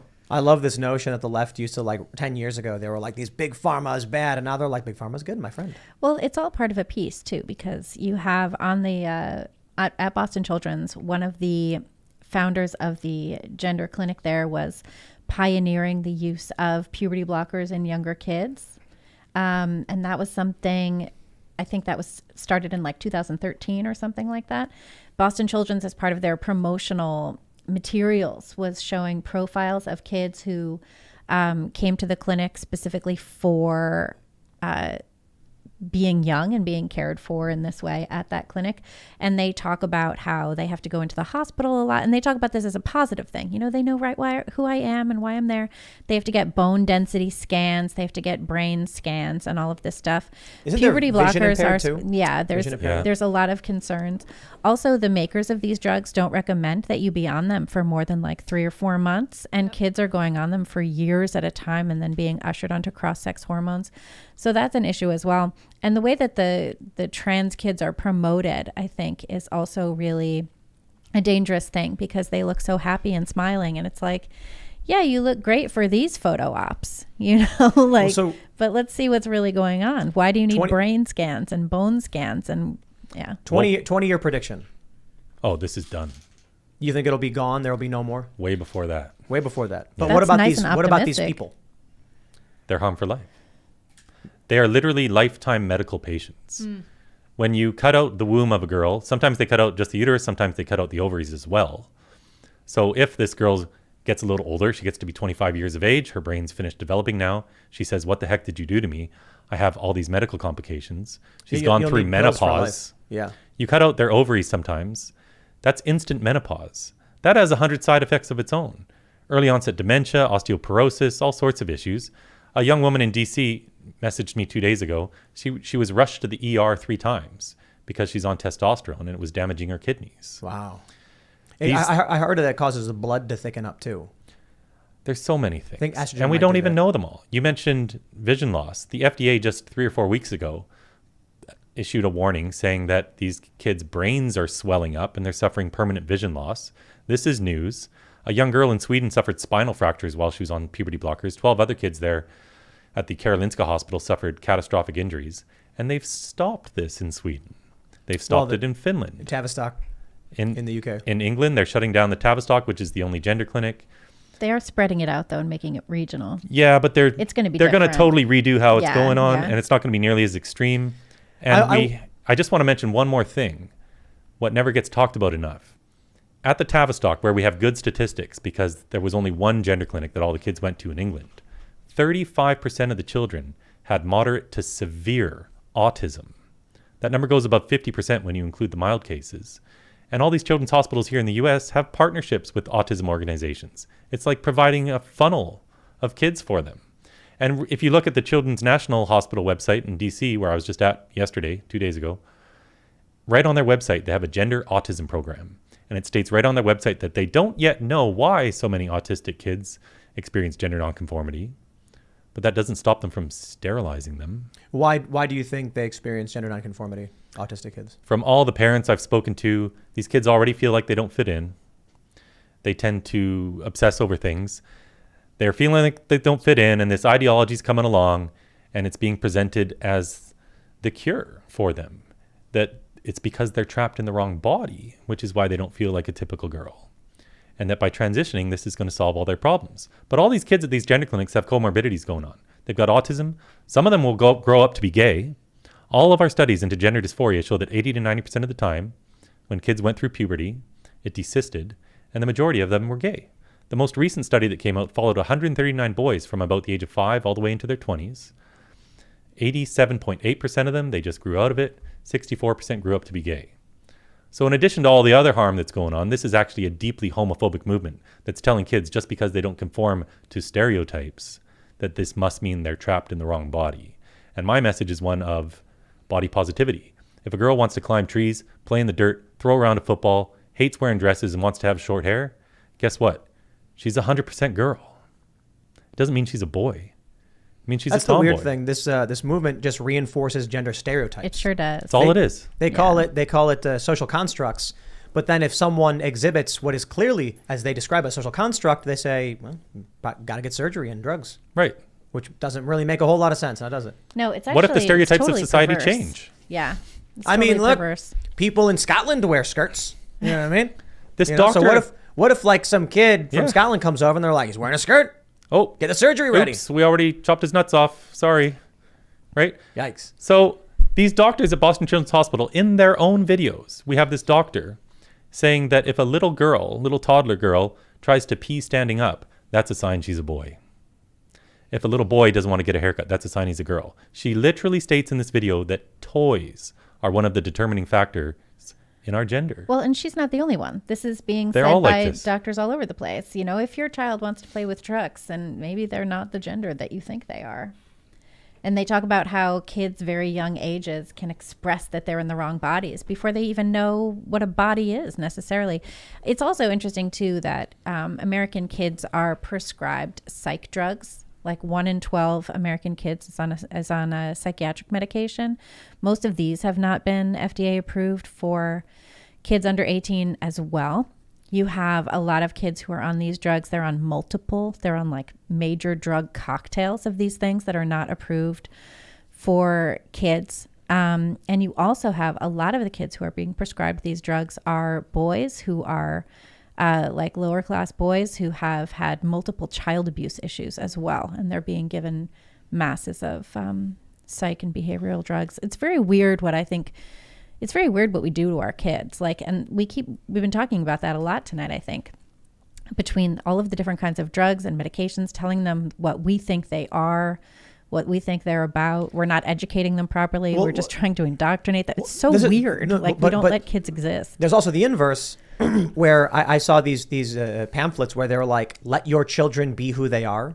And it's kind of like, I mean, you're the parent. You got to help the kid become who they're going to be, right? And you have to reinforce them positively as well. So I'll say it's not a blanket moral logic statement that indoctrination is bad. Indoctrination is a reference to typically instilling children with harmful things. With values that are going to do them Right. wrong in life. But could be good. So the idea is Feeding them a you doctrine could of some technically use a word in a similar way if you're going to instill within your child values that will help them survive and be happy and flourish. You are instilling values into them that are good. What these parents are doing is either not instilling any values, letting your kid be who they are. Let your child tell you. It's like, I've heard a lot of things from a lot of kids that don't make sense. You know what I mean? I was thinking last Also, night. what happens when that kid tells you they are something that you don't like? Like a rock. Like a rock or a cat or I'm a giraffe. or It's a like, you're not, conservative. I am now. You know, like then what? Last night I was thinking how in times of war, one of the most horrible byproducts of war is that kids don't get a childhood. They grow up as fast as when 9-year-olds are carrying around weapons. What does that mean? We're in a cult? childhood. Like a little 8-9-year-old ends up having to be on the front and fighting, or loses their parent and sees the horror of death when they're like 7, or they lose their child. They're like forced into the real world without any. I don't like this idea of a childhood. I really, really don't. Well, you want to protect kids so throughout that the they can entirety. develop. I disagree. Throughout about, the like, entirety child of labor laws? Throughout the entirety of children should have jobs. Children should have jobs. Yes, You they remember, should. like, They just shouldn't be put in factories where they get their 5-year-old hands chimney stomped out. sweeps. My point is, children shouldn't be doing harmful jobs that will developmentally stunt them or cause them irreparable harm. But kids should be doing paper routes. Kids should be mowing lawns. Oh, for sure. Kids should be working the cash register for the family business. Kids should be carrying wood to their dad when he's prepping the furnace. Kids shouldn't be And seeing throughout bodies get history- blown open And until throughout they're old enough. throughout history, children have been exposed to the real world and grew up understanding what the world was. And throughout but history, they only beat their throughout the kids. past 100 years. Those are bad things, Ian. I'm not talking about that. I'm talking about the fact that over the past 100 years, we have slowly removed children from reality. And now we have an evolution of snowplow parenting, where kids today think words themselves are violence because they've not actually experienced what the real world is actually like. So this idea that there is a such thing as a childhood in the 1700s was taking the musket out back to because you got a wild hog in the yard, and then you were doing labor with your family to grow food. Yeah, but we developed technology, we made things more comfortable, and then we got wealthier and wealthier as a civilization, and we took our children out of reality to shield them from what we said was too difficult. And now we have whiny snowflakes who want pastel rooms with bean bags because the man giving a lecture at their college had a naughty word. You don't expose kids to sex when they're young. You don't expose them to violence. I don't think you should. I think that's what I'm talking about. Childhood is you protect kids from rape. You protect kids from death and maiming. And what's happening is because we're in a global 5th generational war, kids they're not getting their childhoods. They're getting thrust into this at the age of 7. And now they're turning Are into you these talking weird, about like global warfare? this is like a psychological warfare thing that we've been in for 7 like years, and the kids are kids eating it. in wars in Africa who are being given It's very, drugs to it's go. very similar to like I'm not sure what you're talking. Like, what are you referencing? kids are being exposed to porn at the age of 9 on average now. Like that's like in a war country where When did you first see porn? I was 21. You were 21. Yeah, I think I saw a video when I was 16. But this is not the same thing, Ian. I mean, what I'm saying is that obviously in the 1700s, there was not going to be a way for a child to see like 5 guys and a donkey and like 3 women swinging What around. would happen is the right? barbarians would invade the village, and the kid would either be raped I by think the it's- attackers or made to watch like horrible stuff, and you protect kids from that. Well, you try. Yeah, Sure. and it's not working right now because of this But the point is, unfettered- But I mean, but I you think- understand, Ian, that even back then we prevented those things. Like we didn't want Desperately, kids we would try to my, not. My point is that we've created this idea of a childhood where kids romp around and play and do no real work. I mean, the craziest thing to me is that in the United States, from the age of 0 to 5 years old, what is a human being doing? Literally nothing. What do you That's mean nothing? insane. They're learning how to do all kinds of things. Sure. Like, give me an example. You learn how to tie your shoes and dress yourself. You learn how to wash yourself. How long does it? Learn how to read. Yeah. You learn My how kids to could read. read at that age. You learn Your how kids, to. You but learn the how average to, kid is not in You any learn how kind to of clean up education after program. yourself. They're Yeah, not- but like your parents do that, right? Like You read No, to no, your kids. parents aren't homeschooling their kids. Well, you don't Some have to of be them are. homeschooling your kid to teach them how to read and read to them all the time. And this is bad. It's very bad. The most important They years. sweep up the kitchen. I mean, they Yes, do all the kinds most important of things. years of a human being's life are 0 through 5, and the next up to 13. These are developmental years. And in the United States, we don't have kids doing anything. I mean, sure, they're learning to tie their shoes, but that's not going to help them I succeed don't know. as adults. They do all kinds of things. Like my kid was learning how to. Your kid's an anecdote, right? Yeah, so if you're but doing a like, good job as, you know, as a parent, that's great. He learned but how to the make average, eggs. The He average can parent make is his putting own their ramen. kid in front of an iPad and ignoring them. And the kids are then watching insane algorithmic garbage on YouTube. Yeah. It was a huge scandal. It's happening way too much. And these kids today, the internet, back to the internet, this is the first generation that's grown up online. Their friendships are online. These kids who identify as trans are spending 7 hours a day online. That's statistically what's going on. Actual sex as teenagers is way down. Oddly And enough. into the 20s. Yeah. Up to 30 years old now. And, you know, I don't want to say the G word, like James Lindsay talks about. This is happening online to these It's the kids. G word, yeah. They're getting into these cultish environments online. TikTok, Tumblr, anime sites are huge recruiting centers for this ideology. Deviant Art, that popular website, tons of kids get sucked into it through there. Even video games, because they're talking to kids online as they're playing role-playing games. You know right? what they say, Missouri loves company. Yeah, that's what they say. But we just need to get the truth back out there, because this is a far-left ideology that should have stayed in some obscure corner of university where they debated this ideology for years. And now they're pushing it into all of our schools. It is currently prevalent among the far left, but it's not inherently left-wing. You know what I mean? I don't think so. So left in terms of economics or governance hierarchical structures. The fact that these people believe weird things about science and biology is irrespective of how a government should function or an economy should function. But it's for whatever reason, critical race theory and gender theory have been absorbed by the left. Because my point is, you don't see laissez-faire capitalists walking around demanding an open free market and child sex changes. You know what I mean? Right. So it is currently of the left, but it's not inherent to left political or economic No, ideology. not at all. And that's the thing I try to communicate to all the politicians and everyone when I talk to them, is that this is a hugely winning issue for anyone to talk about. Because in my experience, and I've had about 8,000 conversations on the street, more than 90% of people agree with us. Of course. We shouldn't be doing this to kids. Of course, Democrats, parents, they don't want their kids getting harmed. They don't want them being sterilized. You know, look, you got to go out and pamphlet for the Republicans saying we would like to ban child sex changes. And then let people say they agree or disagree with it. Well, there is an issue with that, though. Like I was talking to Marjorie Taylor Greene about this, and she was saying that Republicans are not coming out in favor of banning gender surgeries for kids. She can't get a whole bunch of people to join in on this. I was talking to somebody about why this is happening, why more conservatives aren't jumping on. And he was like, oh, they can't jump on board because they have to win their districts and all of this. And it's like, just do it. Just suck it up and state the truth that this is inappropriate and should be stopped right away. This should be the first thing I ask any politician that comes on the show ever And again. Green is right. Green is right. This stuff should be totally criminalized. Yeah. At a federal level. I think a lot of them see this as like the new gay rights movement, and that's what the left wants you to believe. Well, they But want it's you to nothing do of the that sort. because they want to keep getting money from all of the foundations, right? Like, it wasn't it Human Rights Campaign. Yeah. They were all on board trying to legalize gay marriage, and then as soon as they got that win, they didn't all want to have to quit their jobs, so they had to pivot to something else. It's so clearly that this is what it is. You got to keep donations Hospitals flowing. get a ton of money for this, and because Biden just recently has decided that conversion therapy includes telling your kid that they're not trans, right?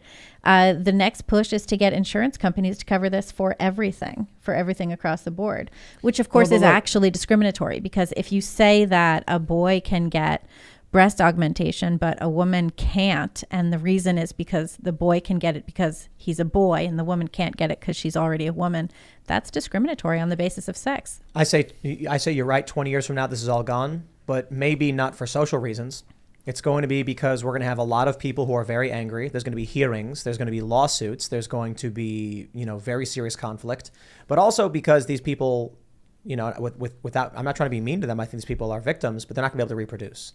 So you've got the left overwhelmingly terminating their own children through abortion. And then many of them are also sterilizing their own children through surgeries or through puberty blockers. Give it 40 years and this country is going to be Christian conservative. Well, Unless you lose especially in the if we keep letting in people from South America, which I don't have really a problem with so long as it's done legally. I mean, Trump's winning among Latino voters. Yeah. You know, let in so- the Catholics. You want have a bunch more kids. Do you want the country to be Christian, like a Christian nation, or you just think that that's inevitable? That's just what's happening. Why do you think that? Science shows it happened. It already happened. We've talked about it before. In 2000, there were a couple studies. One found that conservatives had 2.01 kids and liberals had like 1.73 or something like that. And that was very simple math. If at that point in 2000, that's how it was breaking down between conservative families and liberal families, then it was obvious that in 18 years from that point, the voters in this country entering their first voting age would skew conservative. Sure enough, what did we see? Pew Research showed that Gen Z is the first generation in 100 years to be slightly more conservative than the last. Now, Gen Z is not as conservative as Gen X. They're just a teeny bit, like one little degree more conservative than millennials. Wait, Gen X is conservative? No, they're more conservative than millennials. Oh, okay. Gen X is more conservative than millennials. That makes sense. The older then- you get, this is the classic. I think we were more Except Gen Z conservative is than slightly- millennials. Gen Z is before. slightly more conservative than millennials, though they mostly agree on everything. But this is the first time in 100 years. A lot of people thought it was because there was a breakthrough in culture and that these kids were based because, you know, the right was fighting back and winning the culture and stuff like that. And it's like, no, it's because they had more kids 20 years ago. It's that simple. So what are the schools doing now? Desperately trying to indoctrinate your kids because they know they've lost that fight. They know Gen Z, there's more Gen Z kids of conservative parents than of liberal parents. And so they're desperately like, we better be able to get them in the schools. But lo and behold, school choice has become a major issue and they're freaking out over it. Because if that happens, they've lost.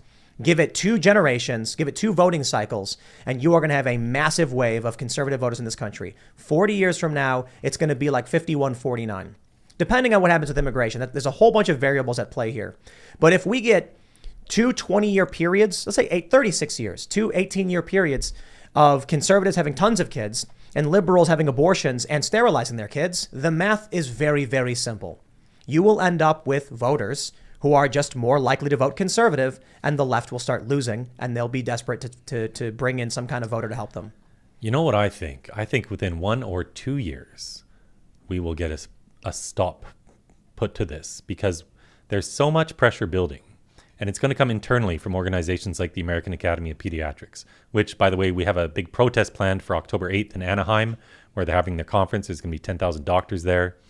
I have doctors messaging me all the time, asking how they can help. I have some going through every research report that's ever been written so they can submit things at this conference. But the AAP is ignoring calls already that are happening. I think you've written about it.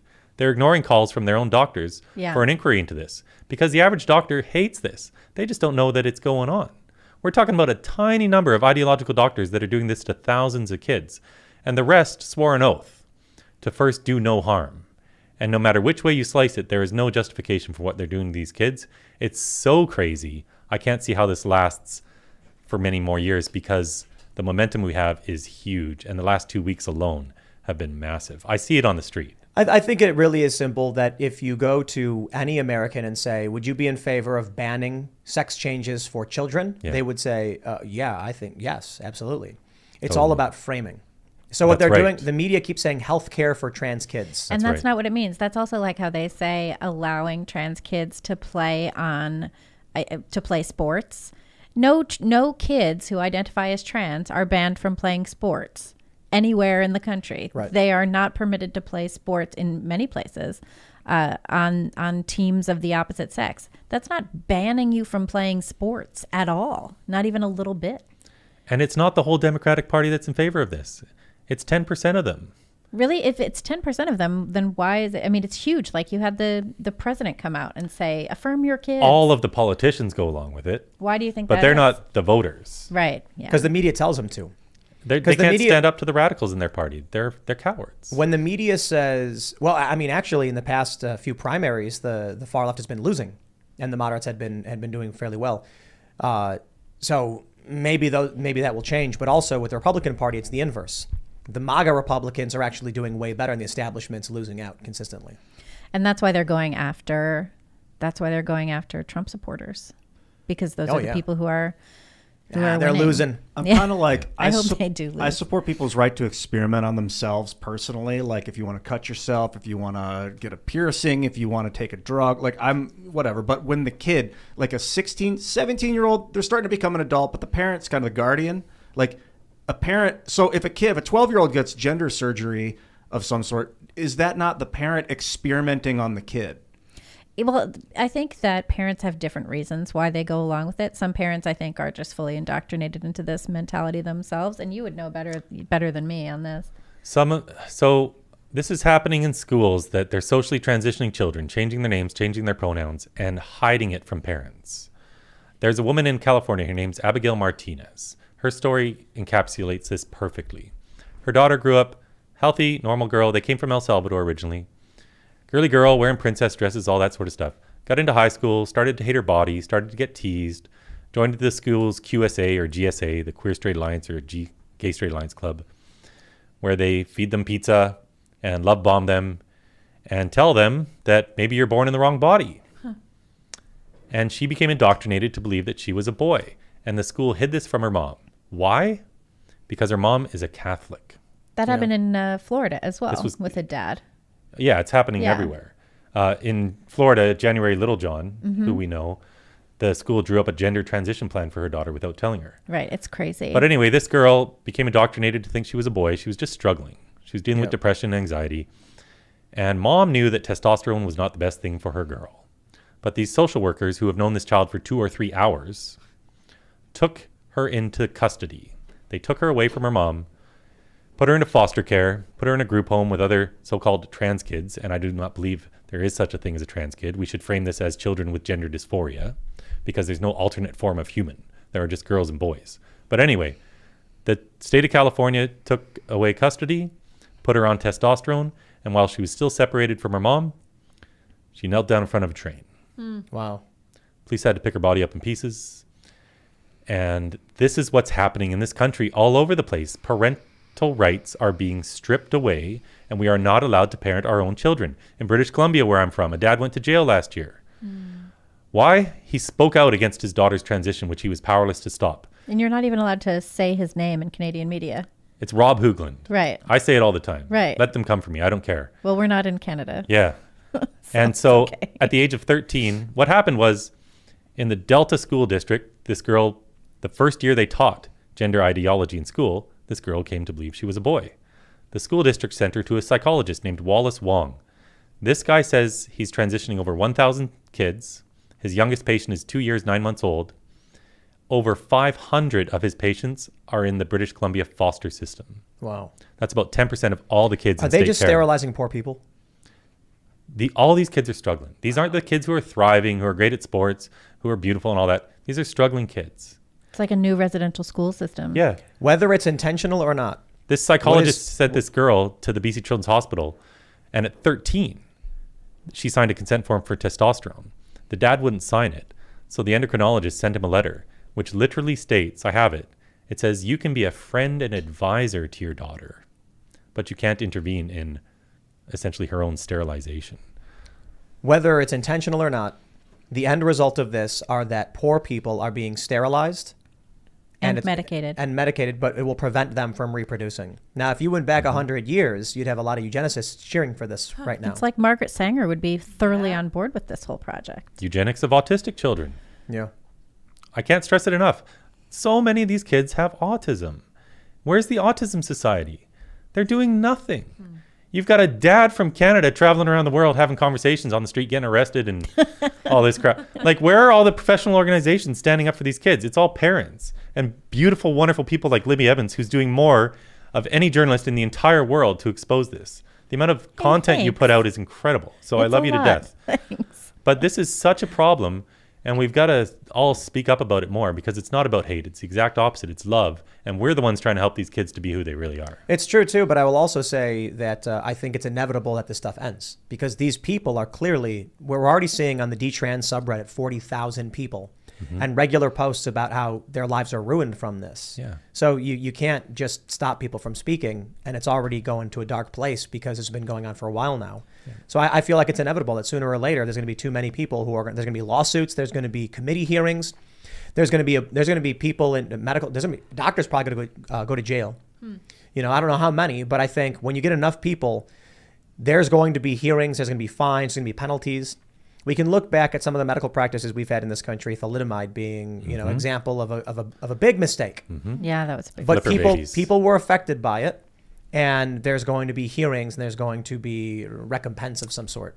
The man who invented the lobotomy won the Nobel Prize for medicine. Oh, good for him. I that's mean, nice. They stuck ice picks through people's orbital sockets. right. Ice Well- picks through orbital sockets? Seriously? Yes, through the top of the eyeballs. They're just ice picks, essentially. That's all they are. And they just jabbed away at the prefrontal cortex. Yeah. Wow. they zombified people. Well, Yeah. a couple people seem to get better. So this must be great. Yeah, wasn't there like a Kennedy or somebody who got that or something like that? I was reading that on Reddit, I think. There was also all of the electroshock therapies. Remember that? That was Yeah. like considered to be helpful for people. I know Yeah. someone who went through that, and eventually she died of alcoholism. Actually, Sure, I very read long and I read an difficult article life. that if you do a really low level current through your brain, it like increases your cognitive faculties or something. I've done that before. Let's all do that. Yeah, I was reading something. I was like, Zap. no, it isn't. Like that's too high. This it was guy too did a high. thing where it was like seriously low current, you know, on his temples or whatever. Yeah. And then they did tests, and he like performed better at math or something. I like had that. those like electro massage things where you like put them on your muscles and they slowly turn up the thing. Oh, and it, I like, had shocks that when I you. had physical therapy. I put it on my temples. Never again. One time I was like, ooh, that's too much current. Not there. But that was I had that with physical Ian was therapy. like a normal guy wearing a suit, and he was like, "What an interesting product! I can handle And anything. it burned me. And the doctor was Oof. like, Oh yeah, sorry. they get hot. You got to put gel on them. No, it Well, was that's for horrible. conductivity. Yeah, they sell those ab cruncher things. You like put the belt on, and it like exercises for you. I put The Oh, I've weirdest seen thing- those videos. It's But- like but- shaking midsection. But hold on, I'm confused by this because you can just choose to crunch your abs. I don't. You I, don't- could I just never do that under- yourself. It doesn't yeah. work. The belt or whatever. It Or causes them choosing to to- spasm, but it's No, not for going to sh- make them Yeah. stronger. Right. But my thought on this was like you can buy a product to do what you can literally do by thinking. It's like it's almost telekinesis. You can be like, I will crunch my abs while I sit here. You can just do it. You don't need to buy a thing to do it. I don't get it. People buy That's weird modern stuff. culture, man. Yeah, the dude. human wants it done for them. Even if you can just think it. Right. Now that is laziness. I don't want to think. Amazing. Just do it for I me. don't want to think. Well, I guess you can go to bed, you'd sleep, Well, and then you just wake go up to American ripped. schools, you know. It's to so worry dumb too about it. because ab exercises don't give you a six pack. Dehydration fat. and losing weight gives you a six pack. That's right. Dehydration. Yes. it's So that's why Why? you look at Yeah. because when you Well, see, unless your diet's perfect. Yeah. no, not even like you see these photos of Chris Hemsworth or whatever in the movies, and he's like all ripped and chiseled, and then you see him on the beach and he looks like he looks a little thick. What's up with that? And it's like that's what human beings look like when you're hydrated. So what they do for these photo shoots in these movies is they don't drink water for a day. Oh, you're So- kidding. No, yeah, and then the skin dries out and you look thin, and then you can see the Oh, muscles. I drink so much water. But I'm not. like That's not true of constantly everybody. Chugging Yeah. water. There are people with six packs. It's just very low body I'm fat. not one of them. I just drink a lot of water Yeah. anyway. One of my best buddies is big into fitness. I've been to the Olympia a few times too, and we pick up some of these bodybuilders and stuff from the airport, and they're all angry because they haven't eaten and they're dehydrated themselves. Yeah. So then you're ready with a rice cake and some egg whites for them because Yeah. they're getting ready for competition. They've lost 30 pounds in the last month. All right. We're going to jump over to Super Chats. If you haven't already, would you kindly smash that like button, subscribe to this channel, share the show with your friends, head over to timcast.com, become a member. We're going to have that members only show coming up at about 11 p.m. You don't want to miss it. And of course, my friends, if you would like to help me lure people into my right-wing world, you can click the link in the description below and purchase Only Ever Wanted, our latest song from Timcast Records, our selling first one. song. The plan right now is to release a song probably every 4 or 5 weeks. We've got a bunch lined up already. I'm constantly writing more, and we've got other artists in the house. Obviously, Ian writes, Carter writes, and we're actually planning on bringing more artists in as well. So there will be a consistent stream of new music coming out. So with your support, we will be able to exponentially increase the rate at which we pull people into our right-wing world. I mean, that's what the Daily Beast said. So appreciate your support. All right, now let me try and pull up these super chats because YouTube has been, it's the chat causing the browser to crash, I guess. Yeah. Which is Too much unfortunate. chat. We got too many super You chats. got lots I of chat can't- tonight? Yeah, we got too many. Too many super chats. Oh, it's the last day of August too, huh? Yeah. Wow. A lot of super chats. Okay, this is a crazy amount of super chats. By the way, people can go to billboardchris.com if they need to contact me. Okay. Okay, let's see here. We'll grab some super chats real quick. Where were we? Yes. Ready to Rumble says, Kim Iverson, Matt Walsh Twitter war. Is something happening between Kim Iverson and Matt Walsh that I didn't see? I only saw that Kim was pointing out that the age of consent is different in different states, which is that it? is true. But I don't know if she's flaming with Matt. Interesting. All right. Waffle Sensei says, Tim, your butt rock is a gateway to Dark Maga. Nuclear ultra Dark Maga. Oh my. The worst. Waffles then says, next Timcast single will be called Butt Rock. No, actually, we were planning on doing a gag called Is This What You Want? And writing a dance pop song. Oh, nice. Yeah, and because we were like, all these lefties were like, this music is dated. It sounds like the 2000s or whatever. And I'm like, Kate You mean when there was good music? But no, but Kate Bush is number 5 on the Billboard Hot 100. That's 80s. And it's been a hot song for that long. Who doesn't like the 90s? What are you kidding me? Like, they had great music in the I love 2000s. the 90s. But anyway, I'm like, so what? People write music for the music. They write music. That's what happens. It doesn't matter what year it was. People are doing retro stuff these days. Plus, it's not like any good music is coming out now.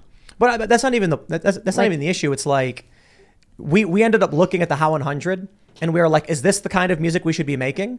And so we like grabbed a bunch of random songs and listened, and it's like dance, boppy, simplistic. And we were like, okay, so we'll make a song called Is This What You Want? And it'll be about going to the club with some girl. Ugh. Nice. And that's it. And it'll be hilarious. And it'll be like, Ian, dancing at the club. What you want, girl? Do you have the melody? No, we're not giving the melody out. Right. We can't give it away. Yeah, it's gonna be really good. Yeah. And we're gonna What you need? I don't want to give away too many. Yeah, lyrics. stop. You're giving it up, Ian. Come on. I'm a magician. We're going to make $1 million off this song. Yeah, it's going it's to be, top. because this is what they want. This It is what they want. they Well, want. we'll find out. I mean, they want us to gotta ask make, the question. a remake of Tiny Dancer. I got an idea. Here's what we do. Okay, Tiny Dancer right now, He's re-released. got the hair. This is the number 1 song on iTunes. It's Hold Me Closer by Britney Spears and Elton John. So they took an old classic from the 70s, made it a dance song. I got it. All we got to do is make a dance pop version of a good 70s hit. How about Fortunate Son? That was the 70s, right? Or was that late 60s?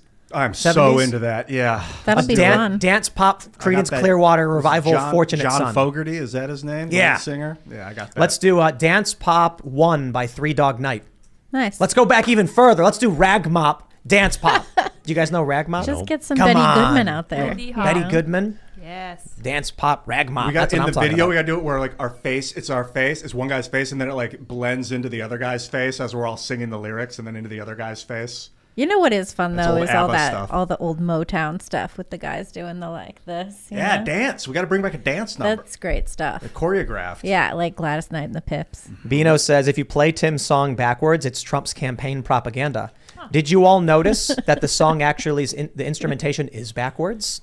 Maybe you should play it backwards and see what you hear. Hear it forwards. And hear it forwards. It's like, you are hearing a song by Tim Pool. The song now continues. That's all you hear. Sean L. says, YouTube now adds context to videos about abortion. The definition is so broad it would apply to C-sections. How do people not see this is happening in real time? Yo, I don't know. It feels like they treat us like we're chickens in a chicken coop, but like just a little bit smarter than chickens. Are they filming us just like your chickens? I mean, what if they were? What's the Truman And Show? we don't even know it, right? That's the funny thing. We're just chickens. Chicken City is the Right? Chicken Truman Show. Yeah, I was that's thinking true. about that.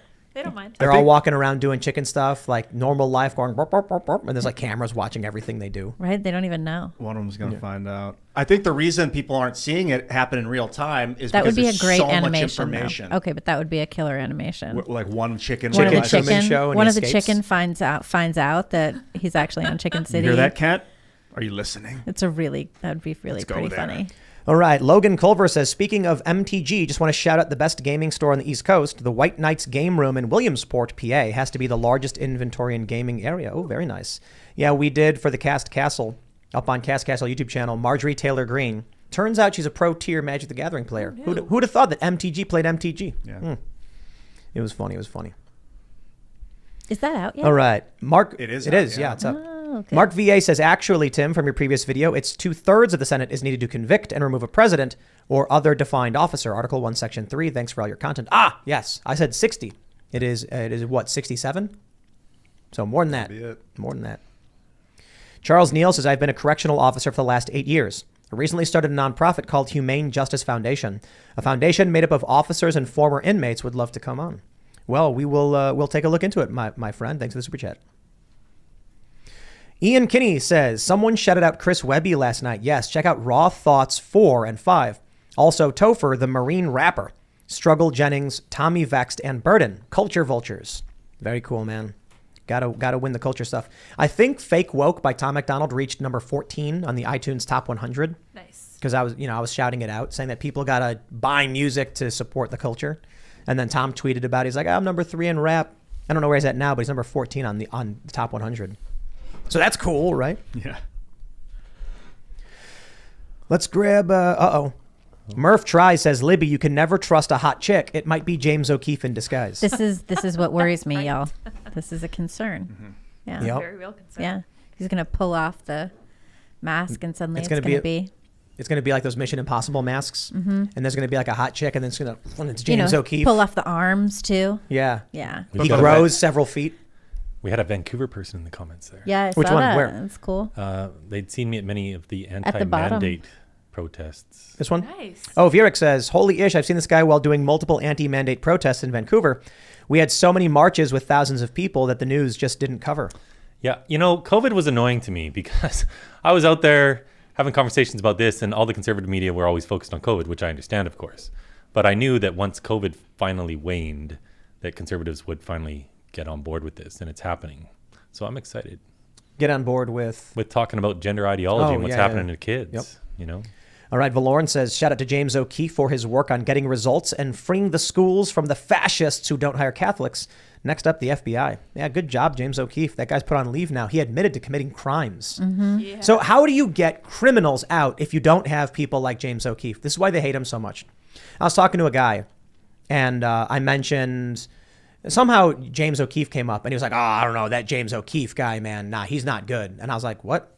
Why? And he was like, because he just puts out fake stuff all day. And I was like, No, when? he doesn't. There's When nothing. did he ever do there's that? This is well, like I don't know. I watch what they say about him, and I'm like, bro, you are wrong about all of it. Right now, we have a video. It's one guy, one assistant principal at one school, admitting to committing serious crimes on an ongoing basis, discriminatory crimes. And we only found out because James O'Keefe has this operation. Right, and he went and dealt with it. This is like what happened with Libs of TikTok.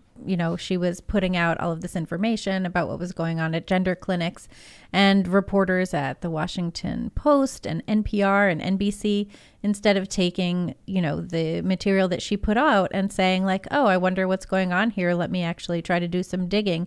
Instead of doing that, they blasted her and demanded that Twitter ban her account.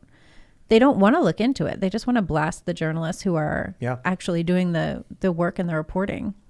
All right. Restless Medic says, Chris, what in your opinion can be done to prevent Canadian politicians from catering to people in Toronto and Montreal at the expense of everyone west of Manitoba? Common complaint of my fiance's family in Victoria. These politicians in Canada, man. Vote them all out. That's the only answer. We don't have one single brave politician who will stand up and tell the truth about any of this. Why do you think that is? Is it because it's the Queen? We'll just kick him out? Why? No, nothing to do with that. They passed unanimously a law that made it a crime to help a girl feel comfortable as a girl, punishable by 2 years in prison and a $5 years in prison and a $2 million fine. Unanimously voted for this. We have one politician who will tell the truth about all this culture war stuff. His name's Maxime Bernier. He almost won the leadership of the Conservative Party. He missed out by 1%. And he was so disgusted with them all that he went and formed his own party called the People's Party of Canada. So they secured about 800,000 votes last election, 5% of the vote. But all these conservatives are cowards, man. I'm calling them out all the time. I've gone to some of their events. I've been escorted out because I'm there to hold these people accountable and get answers to these important questions about child abuse, and they won't address it. Crazy. So we just need to vote them all out. Yep. Triton54 says, Tim, your source is correct. TSI, SCI cover letters are controlled in the same manner as their contents. The FBI just committed an intentional uncontrolled spillage onto social media, confirmed with POSO. Or that would imply they are declassified. Simply put, right? The FBI wouldn't intentionally publish classified materials unless Trump declassified them, in which case it is one big hoax. It's a hoax. Neglectful Sausage says, imagine you're upset living under totalitarian rule under Trudeau, having no freedom, losing your voice, and doing nothing about it. Yep. I'm really concerned, man. I have so much love for Canadian people in general, and like I don't know. Do you think that we could unify the states of across Canada and the United States to create kind of a greater federation? Well, I think we need to get rid of California and some places like that, and then we can form a new country. Sure. The value of California is all the ocean access. Yeah. You know what? Most of California is great. It's just the cities, you know. Cities in general. You get 50, yeah, totally. You get 50 miles outside of Los Angeles and you might as well be in Kentucky. It's amazing. The desert's so nice out there. I love California, especially Northern California. All right. Dapper McStash says, hey, Tim, you've said a president has declassification power, but I can't find proof former presidents do too. Do you know a source or evidence of that? Because I can't find one. Thanks. Y'all are great. I do not believe former presidents have that. The point is that Donald Trump declassified them when he decided to take them when he was still president. That's the point. But I don't know. Do former presidents have declassification power? Probably not, unless it pertains to, if it were, it would have to pertain to their specific role, I would imagine. But I'd assume they wouldn't. The issue is Donald Trump said, he tweeted out, I'm declassifying all these documents related to Crossfire Hurricane. Simply upon taking them, they're declassified. So, I don't know. Interesting, to say the least. Waffle Sensei says, Ian, to be honest, Hillary Clinton, the 529 insurrectionists, and everybody else you name has been effectively pardoned. I don't see the purpose in pardoning people that were never held accountable. I think that the pardon is a sort of, maybe it's not a sort of holding them to account, but like it's kind of acknowledgement that wrong was done. I'm looking for that. Bobcat says, Tim, when are you going to record some of these songs you were playing with Adam on Jam Nights?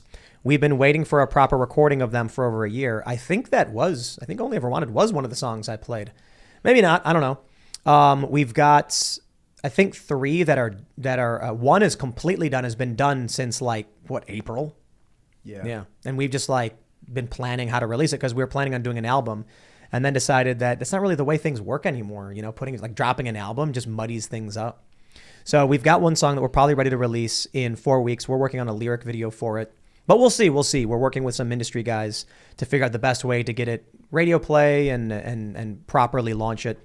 We properly launched to a certain degree Only Ever Wanted, but we missed a ton of things. There's a lot of business end stuff we don't know. So we got it on all these platforms, but there's a lot of things we did miss.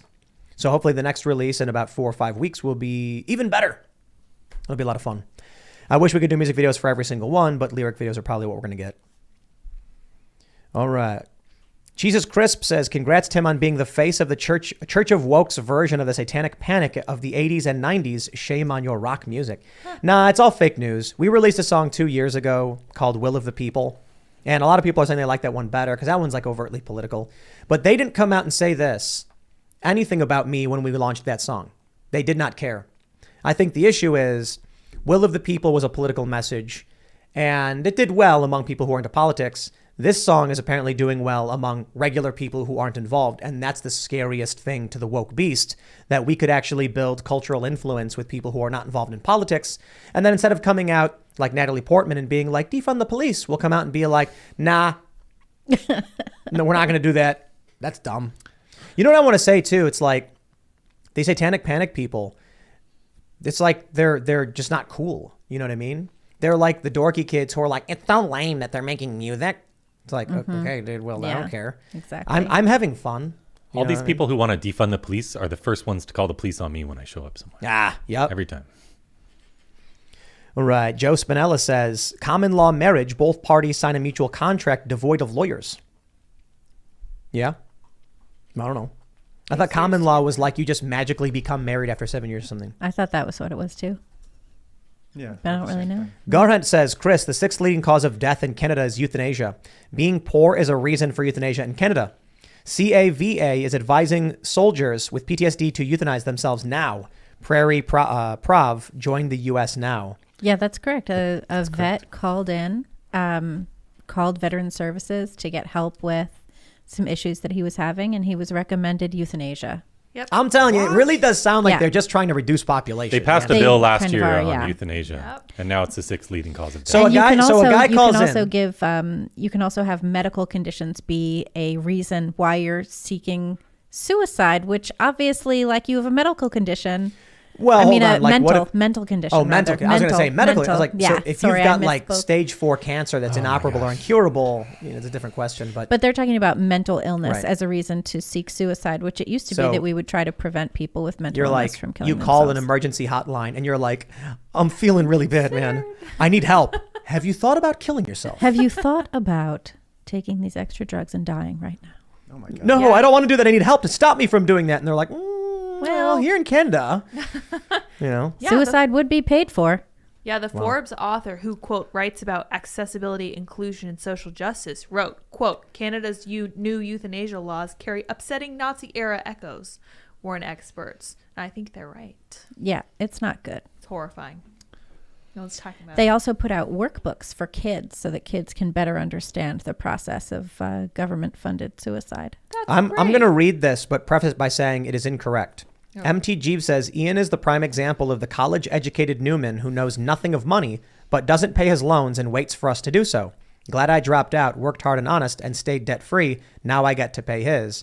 But I just want to pause and say that Ian has adamantly stated several times he doesn't want that to happen. No, I'm not going to take any kind of loan repayment if it's a tax burden. I'd be down for taking $580 billion off of Sally Mae's books. If you guys want to do that, Make them pay it. At least investigate, like look into doing that and see what that would be. But to print $580 billion and give it to Sally Mae, no, I'm not taking part of that. Well, they already printed it. That's disgusting. It was printed when the loan was issued. And now by not paying it back, it's just you got free stuff. I don't see how Joe Biden or any one person should have that authority to be able to do that. He doesn't. Neither does doesn't. Nancy He doesn't. Pelosi. He needs to You be know, struck down by the Nancy courts. Pelosi said that Joe Biden said doesn't that. have the power to do this, and now they're like, "Yay!" And it doesn't. I'm not Meanwhile, happy all saying of it. all of these universities have massive endowments. They should be the ones paying it back. I talked about this with someone the other day. In their articles of incorporation or whatever, there's specific ways they're allowed to spend that money, and they're legally prohibited from doing that, I Well, guess. that's too but, bad. yeah. Okay, this one's a good one. Liquid825 says, love you, Ian. Are you from this planet? I Oh, don't that's know. I cute. still don't know. That's cute. I think at some point the tide pool was splashed by fungus. So that You're might have actually been one of my those. ancestors. You're like a squid. You're wherever the squids came from. Look into gotta- panspermia. Octopuses? Yeah. You got to watch the Cast Castle video with Marjorie Taylor Greene and Ian because it's really good. Dude, we shot more today. It's really good. Things are looking. Man. Things are shaping up. We- really fun. We've got like it's going to be a 3 or 4 part arc. A 4-part, it's going to be like an hour and a half long. The next Cast Castle is going to be an epic. But I can't say anything because the first episode's going to hit like a hammer. It's going to be so good. So Yeah, I don't want to talk about. I want to not like. that's next Tuesday, right? Yeah. every Tuesday. Is Next Tuesdays is going to be really good. Nice. Really good. That's And, exciting. yeah. I don't think YouTube would, the jokes we're going for here. Yeah, but you guys are gonna love it. It's going to be so good. We got so much to it. Might be 4 parts. We'll see. TW says, finally listened to Will of the People. Then I listened to the one Muse made. Tim's song, Hey, Be Careful of the Violent Revolutions. It begets more violent revolutions. Muse. Woo, let's have a violent revolution, bro. I was thinking about that. Will of the People that I wrote is a song that shows a cycle of statues being rotated every time they get pulled down. And it's how everybody thinks they're fighting for the will of the people, but they're all just fighting for their own personal gain and power or vendettas. And then Muse made a song called Will of the People, where it's just people tearing down statues and destroying cameras and stuff like, yay, revolution. And I have to wonder, if the impact of Will of the People from me was to encourage people to not engage in revolution, Muse then buries my content by screaming, no, have the revolution. And it makes me wonder, makes me wonder about Muse. I think it's very strange that if you go to YouTube Music and search for Timcast, Muse Will of the People is the first result. Yeah. Because that doesn't seem like it's an accident because that search term has nothing to do with Muse. I watched a live Muse video of them like doing a live singing of one of they're talented, really, really talented musicians, but that was kind of an empty song, that Will of the People, that Marilyn Manson cover, basically. What is it called? The Beautiful People. The Beautiful People. Twitchy Spaz says, Tim, I think this needs to be said. Hormone therapy is legit helpful. People are born with hormone imbalances and the medicine helps when applied. Right. That I understand. That's not Absolutely. what we're talking about here. But right, we're not talking about that for sure. TRT for life says all testosterone taken by adults is synthetic. Kids are getting the same that I take for TRT. Please get educated on this issue. Yeah, we should have a Yeah, testosterone. I didn't- Said it was factor on the synthetic. show. Yeah. Yeah, I think that's what we literally said. We said it was Yeah. synthetic. But that's a good. We should have more doctors on the show to talk about this stuff right now. Oh, I don't know. YouTube would ban us. Yep. I wonder if we could have. They've like, got- I can get you objective- doctors if you want doctors. They've got a new election policy that says you can't share hacked materials. And I'm like, how am I supposed to know? If the Right. New York Post publishes a story and I'm like, oh, I'm going to read this, I'll get in trouble for it? You think I'm psychic, YouTube? You morons. The Canadian government froze bank accounts based on hacked materials. Yep. People who donated to the trucker convoy. And that was Yeah. And how did they get that list? It was hacked Yeah. and released by whatever journalist. And then they acted on it to freeze bank accounts of Yeah. people who donated $100 I to wonder- a peaceful protest. If at the top of the alphabet chain, the company that owns Google, that owns YouTube, if they're the government, the American government's like, censor this stuff or we're shutting you down in the United States. I We wonder if already know what- that's true. Like they're up against getting shut down in the United States. We've already Is had that what's going on? Tom Fitton report on Democrats going to Silicon Valley, telling them like this has to be removed. We already have Alex Berenson saying that the government went to Twitter and said, why hasn't he been banned yet? We know it's happening. The FBI went to Mark Zuckerberg and they said, hey, there's going to be, some information coming out. You might want to bar or something like that. And then right around the time they were supposedly trying to not interfere over the Hunter Biden laptop investigation by not investigating it. Right. And then they just so happened to go to Mark Zuckerberg at the time. How convenient for them. Yeah, we know they're doing it. Waffle Sensei says, see, this is why we need men and women. Tim says kids don't need a childhood. Like a strong, beefy warrior man, a mother is needed to cultivate a child's imagination so they can carry humanity forward. I did not say that a mother is not needed for that. And my point was that our idea of childhood has become so insane that kids now think words are violence. A childhood used to be a kid mowed the lawn and did chores and worked. And then when you come out and you're like, kids should have jobs, they go, oh, how dare you? And it's like, you never shoveled snow. You never shoveled a sidewalk. I worked at my family business. I put money in a cash register and took money out. It was not the end of the world. It was teaching a kid responsibility. And they like doing it. I like doing it. Yeah. It's fun.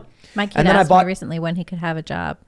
And I was like, I'll put you to work right now. Yeah, absolutely. And Paying then him? my parents would create a chore You list. pay 'em? Yeah. They would put a chore list on the refrigerator saying like dishes, lawn, laundry, or whatever, and then market rate for the task, and then you'd be like, okay, I'll go do it, and then you'd do it, and then you'd do the job and get Could paid you for it. outbid your brother and be like, I'll do it for That never 13% less? That that may have happened one time. I'm not sure, That's but I don't pretty think cool. so. We used to go door to door. I don't know if kids still do this. We'd go door to door and be like, do you need your lawn mowed? Do you need your snow shoveled or whatever? And they'd be like, sure. And then we'd be like $10. And I was always just like, I'm going to ask for more. And then I'd be like $20. And the guy'd be like, $20. And then I'd be like, well, what would you give me? He's like, I give you 15. I'm like, yes. $5 That's still more. better. Yeah, man. The art of the deal. You know what I mean? Negotiate the terms. And you shovel snow. And then kids got to do work to earn stuff. I'm not saying put them in the mines or anything like that. That's bad. Yeah, when I'm saying protect a kid's childhood, I'm not in any way saying don't make them get a job. I got a job when I was 12, and I'm glad. Yeah, they don't need to read books with child porn in grade 6. Yeah. You know? Protect their minds. Yep. I do think that there's a lot of things kids should do around the home without getting paid because they got to pull their own weight. Correct. Like my son has to deal with the laundry and the dishes and all kinds of other stuff, and he doesn't get paid for that. What I was going to pay him to do was, honestly, I'm going to be driving tomorrow when Biden is doing his speech. So I'm going to be listening to the speech, and I'm going to pay my kid to take notes for me. I'm going to be like, nice. write this down, write that down. Oh, is that the What's State the of the time on Union that? tomorrow? No, it's not Stenography. the State of the Oh. Union. It's where he's going to call us all fascists and Right. claim that we have Oh, no yeah. souls. All right, Psycho Dragon says, fun fact, Ronald Reagan was the first governor to sign no-fault divorce into law. Other states soon followed, but you can thank Marilyn Monroe. Ask yourself why the 60s and 70s history isn't discussed.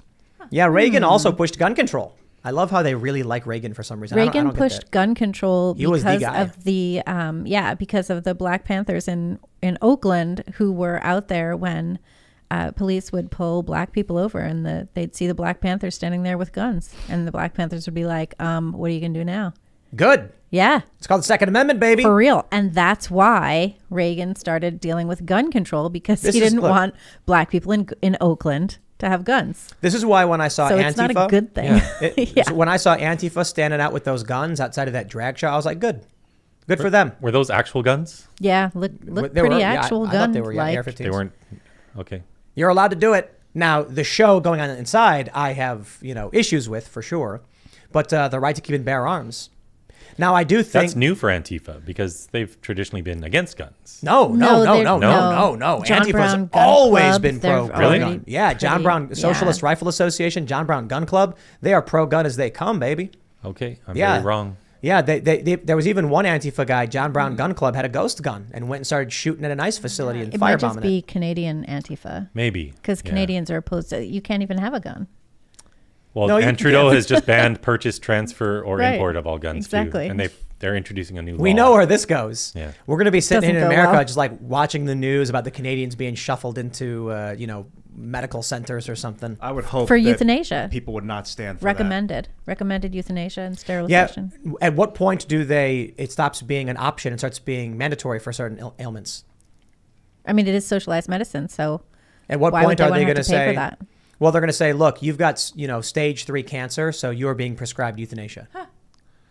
That's the concern that we had in the U.S. Remember when people were talking about the ACA and there were concerns over like death panels, Yep.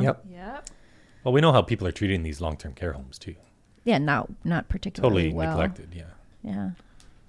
Especially last All year. right. Lost Cause says, Tim, it wasn't the fact that they were offering the person to off themselves. They said they did it before and even got counseling for the person's kids. Also, the person still works for the hotline.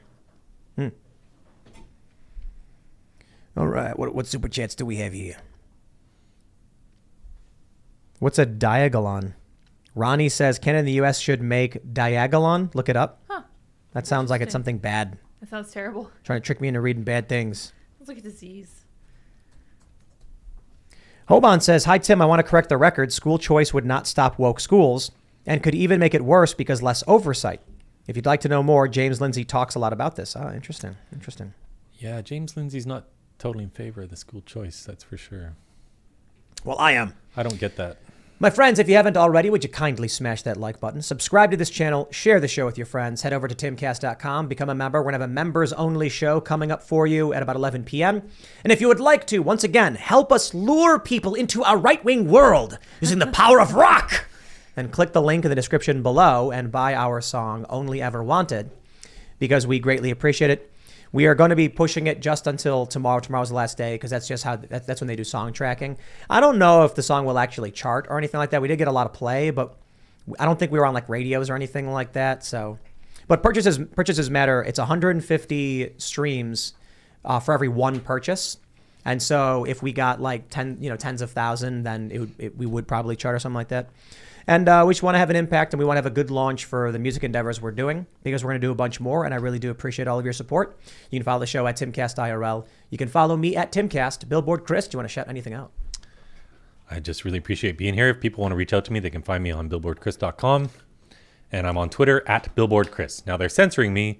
My account is deemed adult content. Oh. So you have to enter a birth date, 18 plus, to follow me. What? On Twitter? Yep. Weird. And I don't show up in the search bar either. Yep. But on my website, you'll find me. And if people want to support me, there's a donate button there too. But really, I just ask people to have conversations about this because that's how we're going to defeat this, one conversation at a time. What about you, Libby? Hey guys. I'm searching for Billboard Chris. Yeah. Yeah. Yeah. Come up.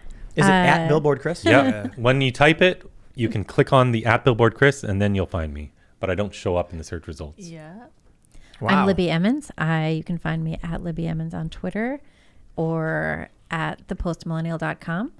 And we've got a lot of great content up also at humanevents.com. So come say hi. Yes, and you can follow me at Ian Crossland anywhere on the internet. I would final time for today point you towards the new Cast Castle vlog. It's on YouTube. I don't know if it's search Cast Castle on YouTube if you want to see a clip, but if you go to timcast.com, find Cast Castle on the left, you can watch the full episode just released yesterday. And there's more to come. Next week, I think, is going to be the most ridiculous and funny stuff we've ever done. And we've got one bit that I know YouTube would probably ban us over. So it's that's exciting. Yeah, we're going to keep it a secret because people, who want to watch the show will enjoy it. And it's on the subscriber side. Yep. Nice. But so what we're doing is once a week, what we're aiming to do is every Wednesday have our cameos from our guests doing something funny. So we had Marjorie Taylor Greene playing Magic the Gathering. Who did we have before? Jack Posobiec delivering the scripts for Timcast IRL. That was really cute. That was funny. Yeah. And then we've got one planned next week, which is going to be really funny. Today, obviously, we had Ian and Marjorie Taylor Greene. So we're going to keep having, people cameo and do funny bits. But then the full show itself is on timcast.com. Gotcha. I can read from Trudeau's new action plan for the 2S LGBTQIA plus. Hilarious. Yeah. Yeah. That'll play well. Yeah. Yeah. That's great. Thank you very much for coming, Chris. Thank you for joining us once again, Libby. Always a good time. Chris, your story is awesome. I'm really looking forward to this bonus segment. You guys can all follow me on Twitter and minds.com at Sarah Petulitz, as well as sarahpetulitz.me. We will see you all over at timcast.com in about an hour. Thanks for hanging out. Bye, guys.